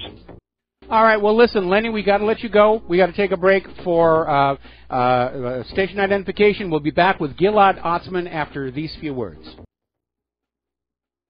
And aloha, America. Welcome to our show again, and it's hour number 3. And joining us right now is Gilad Otzman, brilliant musician, lecturer, author. And Gilad, thank you for spending time with us today.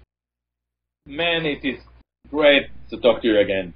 It's been a long time. Well, if I could impose a little bit of a personal moment here, the lovely lady Claire wanted to sit in on the beginning of the interview because she actually wanted to say hi to you and share her respect of being a brother musician. Gilad, aloha and shalom. Yeah. I am so delighted. Oh, I'm well. A great musician. I am well. I've just finished another piece of music I'm happy about.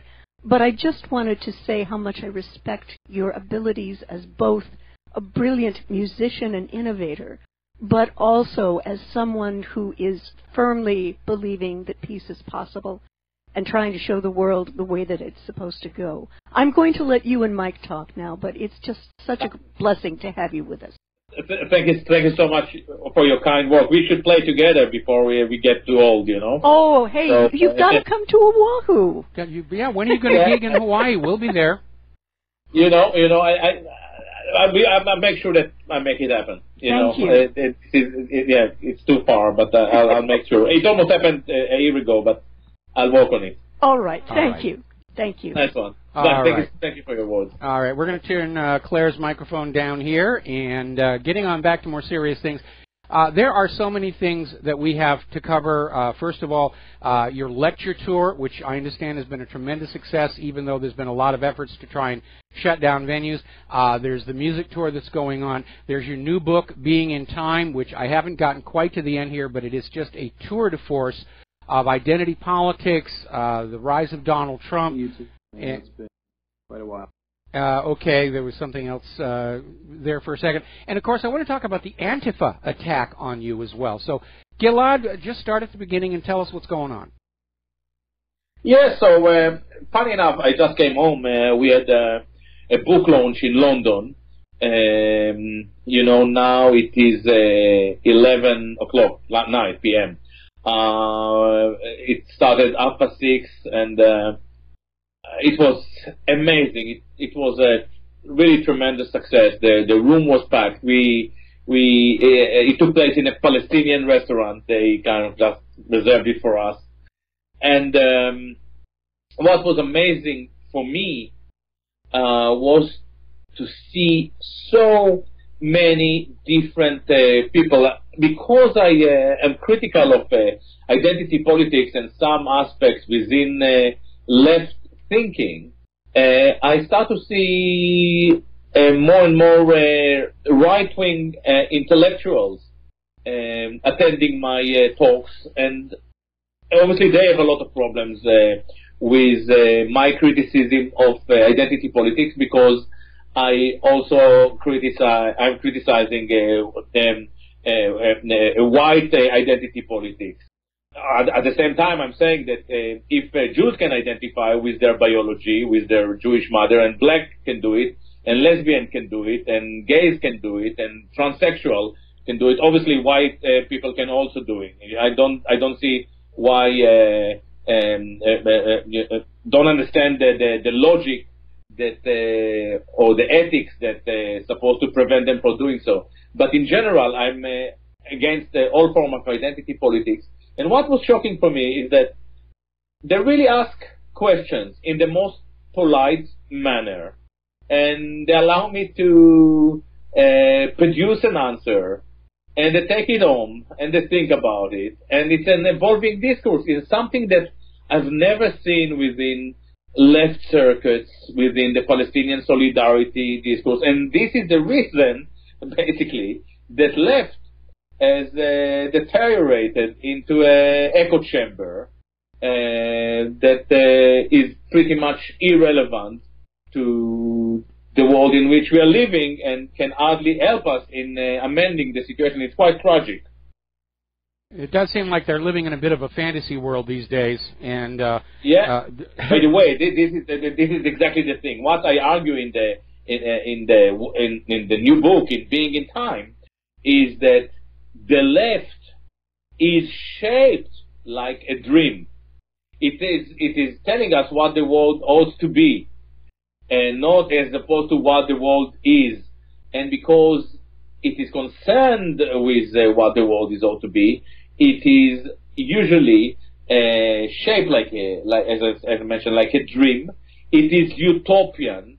And then Donald Trump is coming along, and we realize that the real utopia is nostalgia. Donald Trump won because he said, I want to make America great again. Now, exactly the same thing is happening in Britain. In Britain, we have a very different kind of type of a politician, but we have Jeremy Corbyn, who is gaining a lot of popularity these days, and there is a chance that I hope, that he will win the election without being his supporter, really. But he, again, delivered this nostalgic sense of a real old unionist lefty, something that really disappeared from the world. So it is all, we are living in a very interesting world at the moment. The problem that about the fantasy world is that if you are living in a dream and the left is a dream, you are really hostile to those who try to wake you up. You start to develop animosity towards the reality, because the reality in the real world, there is no revolution. We are just becoming more and more impoverished. And this is exactly the root cause of the animosity between the left and the working people, the left and reality, the left and the universe, and this is why the left really lost its relevance and was invaded by ludicrous ideas such as identity politics, political correctness, and so on and so on. All right. Well, we need to take a moment to do a shout-out to our on-air affiliates who are just now rejoining the network. Our guest here for this hour is Gilad Otzman, musician, lecturer, author, and he's in London right now. It's 11 o'clock at night. He's stayed up late to be with us, and he's continuing his lecture series. Again, his book is called Being in Time. It's available online right now, and it is a very, very wonderful book that talks about a lot of different topics, the history of repression, how repressive governments come about, and it brings us through why Donald Trump was such a powerful presence in the election last year, and why this pre-planned ascendancy of Hillary came to such a terrible end. And a lot of it does tie up to the fact that the left really just sort of moved away from dealing with the world as it really is. They got caught up in these fantasies about this utopia they all wanted to be living in. And when people come up and say, well, what you're doing doesn't work, as Gilad was saying, you get a lot of animosity. They don't really want to have an actual debate. They just want to cling to their belief structure. And Claire and I saw this with a close friend that we have who was a Hillary supporter, and she's a liberal, and we never had an actual debate with her. I would present a fact, and she'd just come on out with a soundbite. And that was her entire conscience, soundbite after soundbite after soundbite, as articles of faith. It is very interesting that you are saying it, because if you understand that the left is structure like the night, like snoozing, like drifting away, and I try to wake you up, you will start to shout out some sound bites. Leave me alone.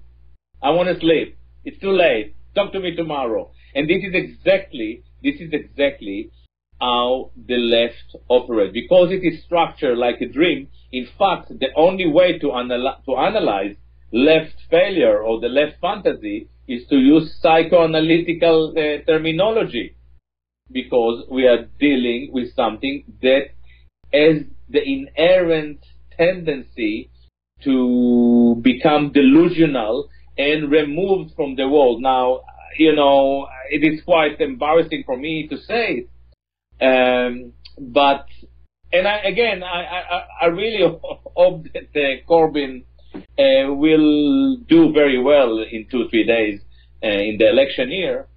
But when you look at Corbyn, you realize that the guy didn't work a single day in his life. I mean, a proper job, not being a politician or a union or a trade union leader. I mean, a proper job, going to a factory, making music, producing something, being part of production, you know, and when I'm saying production, you know, doctors, nurses, they produce care, they produce something that is judged by the quality of the service that they provide or produce.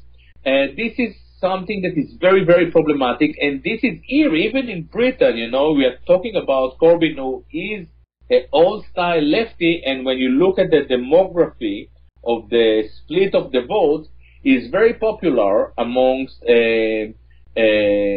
people under 20, voters under 25 years old.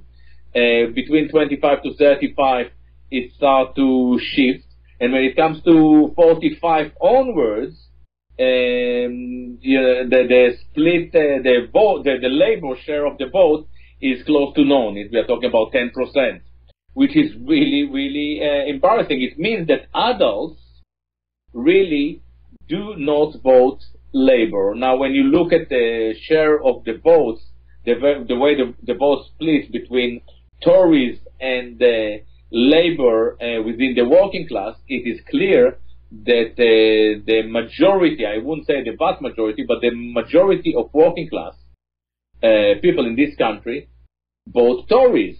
And this is quite strange, because the labor claims to work or to support the oppressed, so to say, and for some reason the oppressed do not accept the Tories as the labor as the representative, which is fascinating. It is fascinating to watch.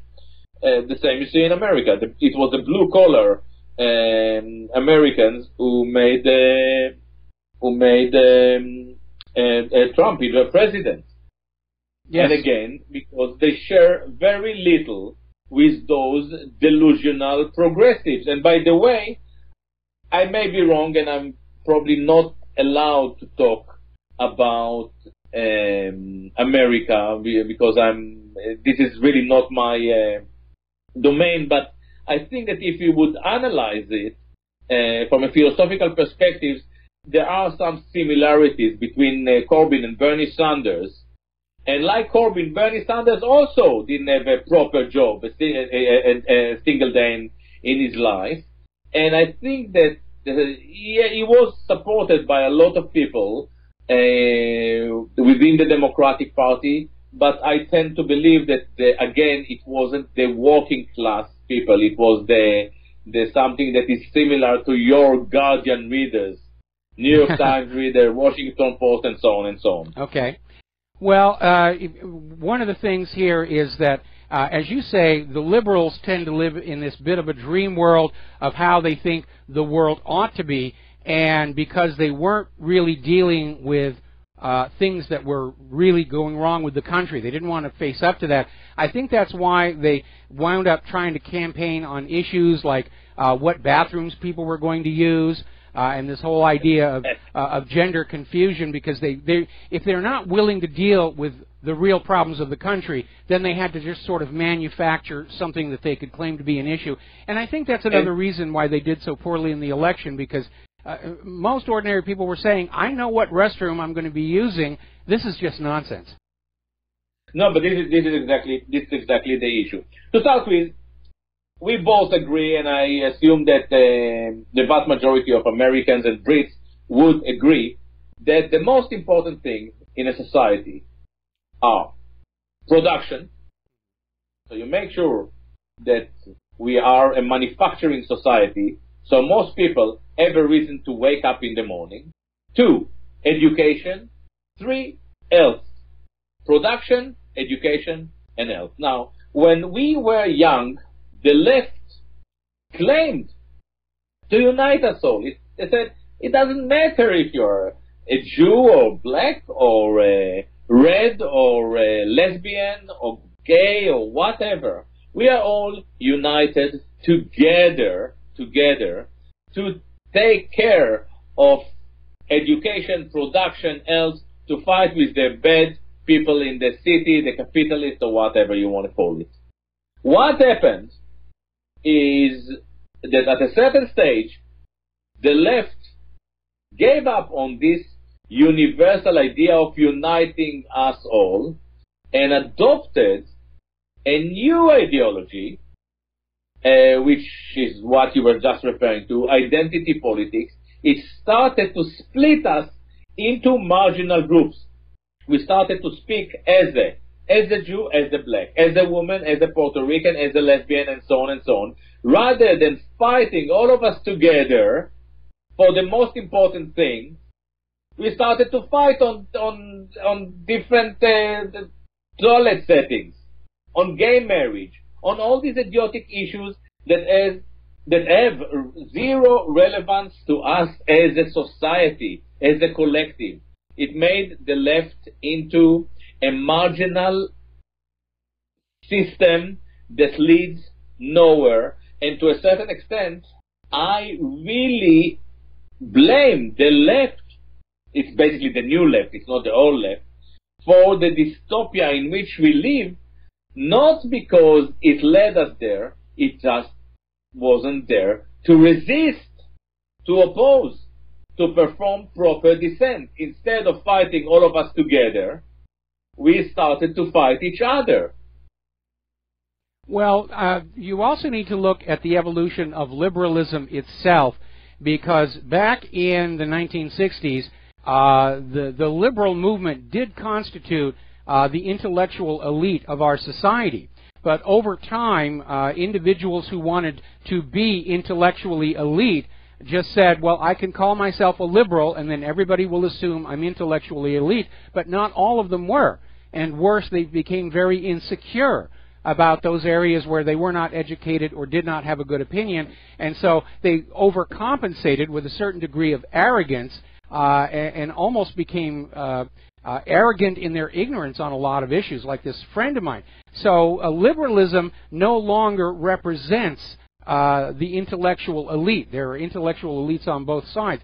And so it sort of devolved into a personality cult where the issue is no longer whether they're uniting people or dividing people. The issue is preserving their image of being liberal elitists.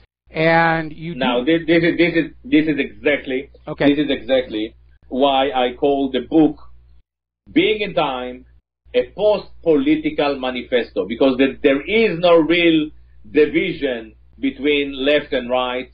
It's a clubbing rather than ideology or a different perspective on truth. And in general, what I argue is that we, the people, have been reduced into mere consumers. While we are consumers, our politicians have one role. They are there to sustain consumption, and they are committed to big money rather than to us. So this is exactly the form of detachment that you were just describing. However, and this is, I think, very important, if I would have to summarize the Being in Time and my new project into 3 words or 4 or 5 words, it is all really about the difference between Athens and Jerusalem. Athens is the birthplace of philosophy. In Athens we think things through. This is where science was born. This is where aesthetic was formulated. This is the birth of music, the birth of dialogue. Jerusalem on the other end. Gilad, I'm going to have to put you on hold here for a bit. We need 3 minutes for commercials. When we come on back, then I want you to continue with Jerusalem and its contrast with Athens. We'll be right back. And aloha, America. Welcome back to our show. We're talking with Gilad Atzmon, a world-class musician, lecturer, author. We're talking about his new book, Being in Time. We're also going to get into the Antifa attack on him. And before the commercial break, Gilad was going down on a contrast between Athens and Jerusalem, how Athens was the cradle of democracy, science, so much of art and culture came out of the Greeks, and you wanted to tell us about Jerusalem in contrast. Jerusalem, on the contrary, is the birthplace of the revelation. 10 Commandments. Do that, don't do that, don't do that. And what is very, very troubling for me is to understand, by the way, it's not a division, it's not a dichotomy between the Jews and the Gentiles, the Jews and the Goy. Unfortunately, Hillary Clinton is not a Jew, but she's a Jerusalemite. Tony Blair was a Jerusalemite. Theresa May is a Jerusalemite, and even Jeremy Corbyn is a Jerusalemite. And for me, the most concerning thing here is that the liberals, the progressives, those people who were supposed to be the good people, the people who move society forward, are actually Jerusalemites to the bone. They won't engage in an intellectual discussion with you because they know what is right and what is wrong. To a certain extent, the progressive, the liberal, is the secular form of chosenness, and this is why it is so attractive for emancipated or assimilated Jews, because it replaces chosenism.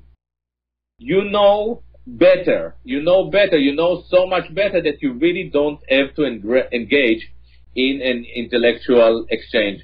This is exactly why, once again, we come to the point that we are dealing with a delusional discourse that is inherently detached from reality, and this is why no one within Hillary Clinton campaign, for instance, could see that she was about to be wiped out in the election. Well, they didn't even see the possibility. Well, what you're talking about here, we have a term for it over here in the United States. It's called the true believer mindset.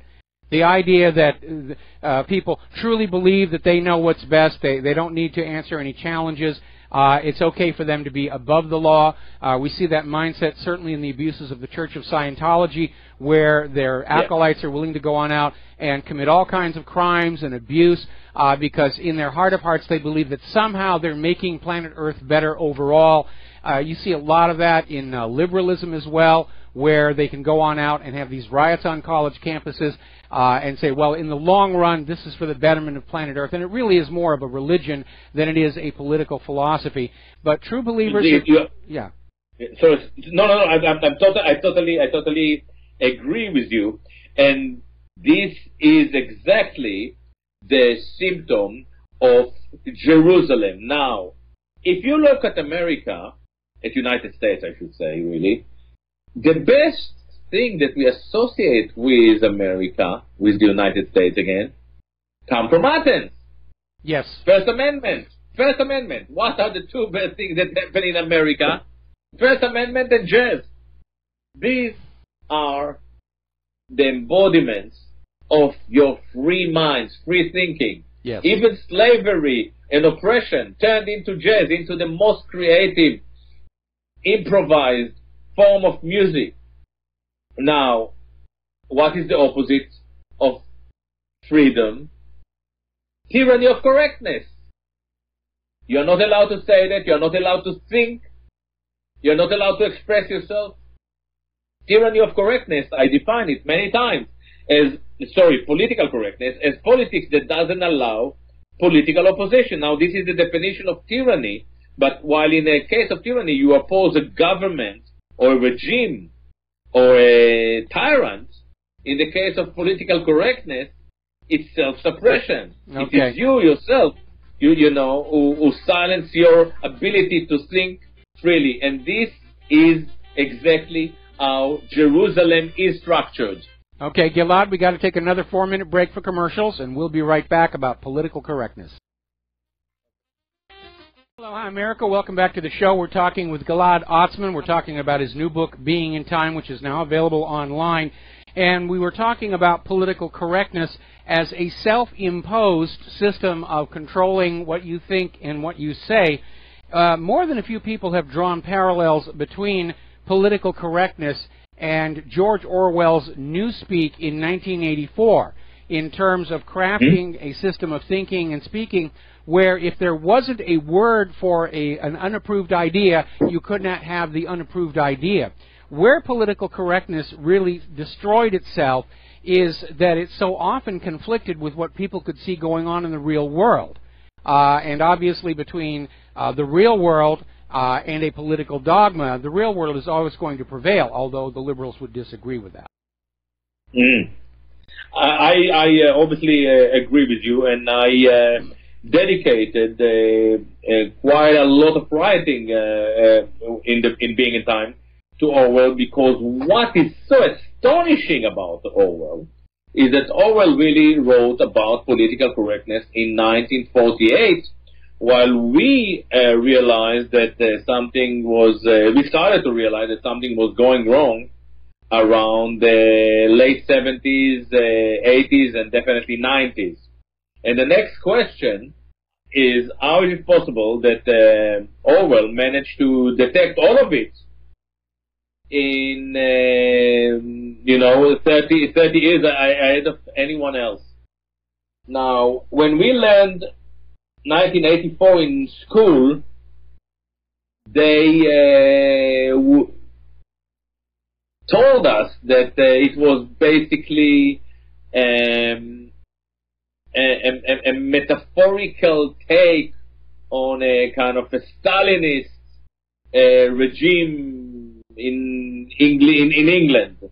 The thing is that this was very, very misleading, and this was kind of the Cold War take on 1984. Yes. 1984 is certainly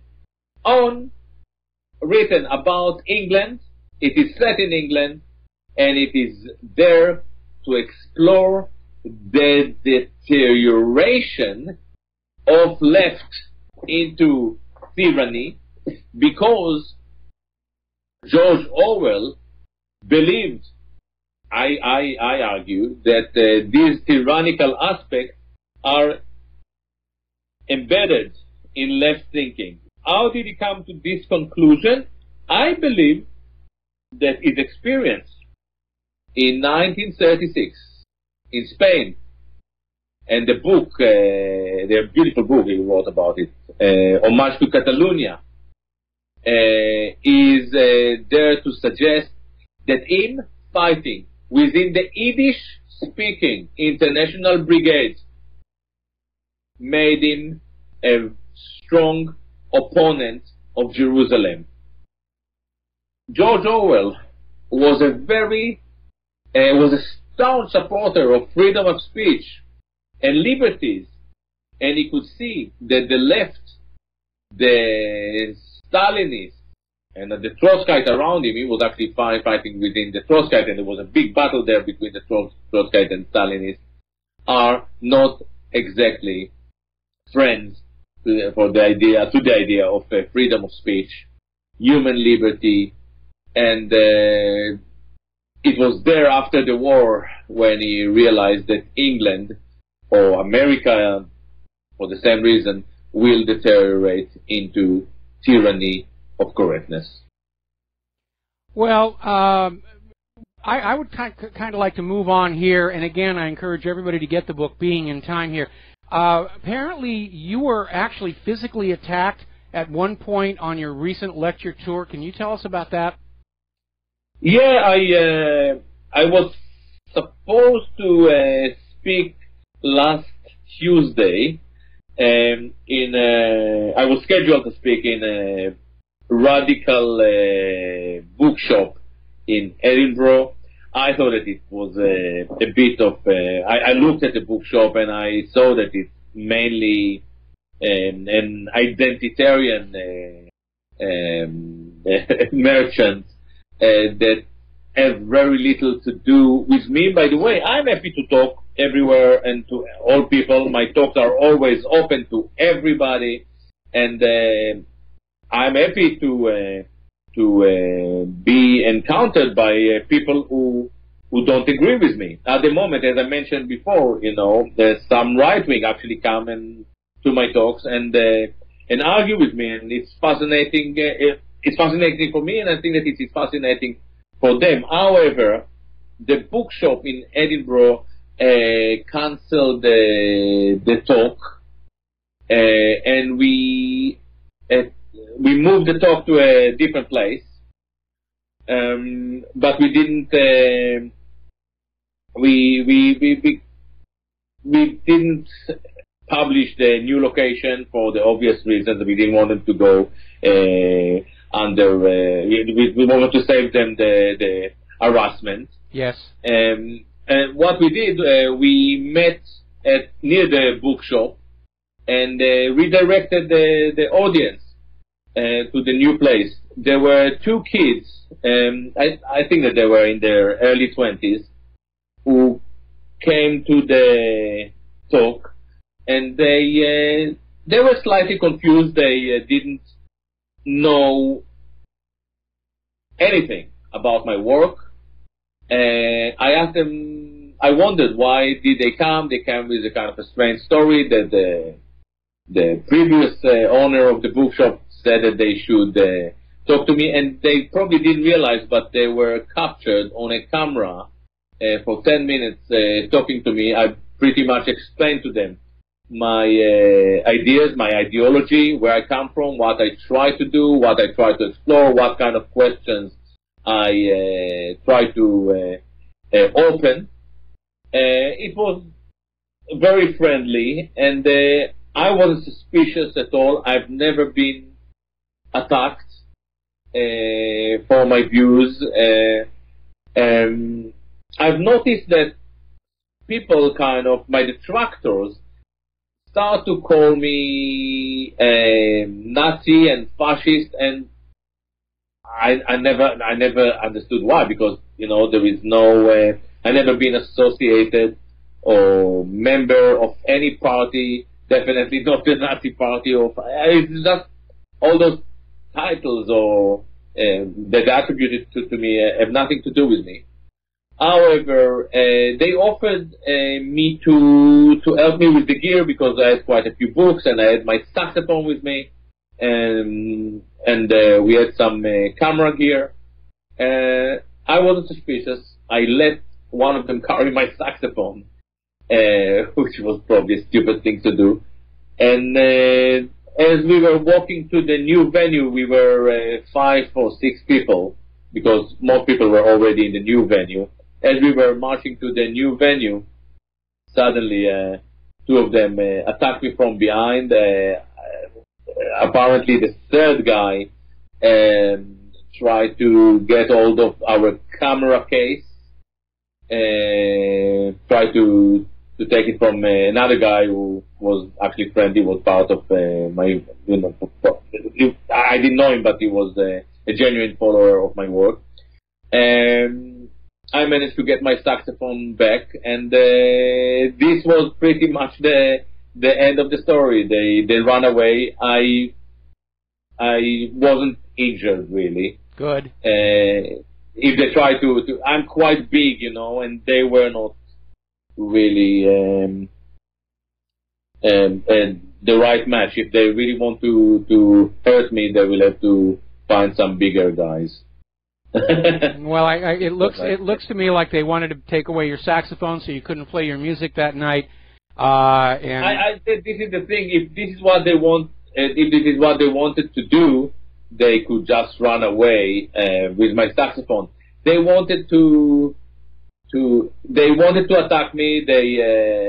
They poured something on me. There was a substance on my coat. I came to. It was a very bizarre attack. There are some things. Some people from the Antifa contacted me and said it's not the Antifa. The Antifa doesn't have an issue with me. I don't know. What I can say is that the police, the Scottish police, is taking it very seriously. or somebody put on my Facebook the police communication. They have the pictures of them, and they look into it, and we will find what it is. Maybe it was kind of, again, a false flag, you know. They pretended to be Antifa, but they were not Antifa. I don't know. I cannot really say who they were, but I can clearly confirm that the Scottish police is taking it very, very seriously. Are the police looking at whatever it was that was thrown on your coat? I mean, was it a powder or a liquid? That to me is something that I think really does need to be looked at to make sure that they weren't trying to harm you with some kind of a chemical. We looked into it. We thought later that it may have been an egg, you know, but we don't know. I didn't have any kind of burn skin, you know. Okay, good. Any sense of depending on or anything. As I said, and the first thing that I said, I really I didn't carry any injury that I can report after this attack, and I made it clear to the police. It is not that I'm hurt or damaged. I managed to rescue my saxophone. The guy that was carrying the camera gear managed to resist them and kept to it. They didn't manage to cause any damage. I never kind of looked into this Antifa. I looked into some of their videos. They are quite a strange kind of guys. I didn't have the impression that they knew exactly what they were doing. They definitely didn't know why they were attacking me. They were not aware of my ideas. Very, very strange. Well, I think much of these groups are basically being bought and paid for by non-governmental organizations. We know that George Soros pours a lot of money into these groups that go on out and commit acts like this. We're getting close to the end of the show here, so where are you going from here? Where are you speaking next? Where are you playing next? Can you share that with us? Yes, I actually, next week I'm in Germany for 8 days. I will be near Hamburg on the 10th, and then from the 13th to the 18th, I'm in Berlin at the A train. We will have also a book launch in the A train, I think on the 15th. And I'm coming back, and we'll have a book launch in Oxford. It's quite a busy schedule. I think that most of it is on my schedule on my website, gila.co.uk. I made it very clear to my detractors that the more violent and aggressive they are with me, the more harmonious and peaceful will be my reaction. I think that it reflects very badly on them, and I can defend myself, and I won't go the violent route which they try to impose on me. This is my way around things. Well, that sounds really, really good, and in the time that we have remaining here, let's get on back to your book here, because you do talk an awful lot about how Trump just seemed to capture the imagination of the American people, how he was able to basically get around all the very obvious election fraud that was going on. So what are your comments on that? Yeah, I think that it is very interesting to see how Trump managed to reinstate the sense of political exchange and dynamic political transition by, as I said before, by pointing at the fact that the past is way more exciting than dystopic future that was lined out by our so-called progressive. Now, the problem that we have with Trump is that the reality, Trump the symbol, we used to say it about Obama, Trump the symbol is not exactly the same as Trump the president. Now he's the president, I think, for 4 months by now, and he faces some serious problems, and I must admit that if he really wants to get to achieve anything, he will have to do a serious cleanup. Whether he can do it or not, this is a very big question. I would love to believe that he can. It's not very, very easy. I think that what we see at the moment with Kushner being looked at by the FBI in regard to this Russian file, I think that this is already part of the cleanup. And if I'm right, it is a positive move. I agree. I absolutely agree here. All right, well, we're coming up here on another commercial break. When we come back for the last segment of our program, we're going to have about 4 minutes, and Gilad, I'd like you to be thinking about what you'd like to share with our listeners as we try and move forward through these very, very chaotic times. So we're going to go ahead and take a 3-minute break for commercials, and we'll be back with Gilad Atzmon and the end of our show after these few words. And aloha, America. Welcome back to our show, last segment of our program today. We spent the last hour with Gilad Atzmon, world-class musician, author, lecturer, human rights activist. And Gilad, we've got about 4 minutes left in today's show. What would you like our listeners to be thinking about as we move forward in this time of chaos? I think that if we agree that it is all about Athens versus Jerusalem, and we want Athens back, the one thing that we really want back is the ability to look at the truth, to be able to call a spade, to say no to Jerusalem Talmudism, to tyranny of correctness, to be able to say once again what we think, what we love to think, what we want to explore.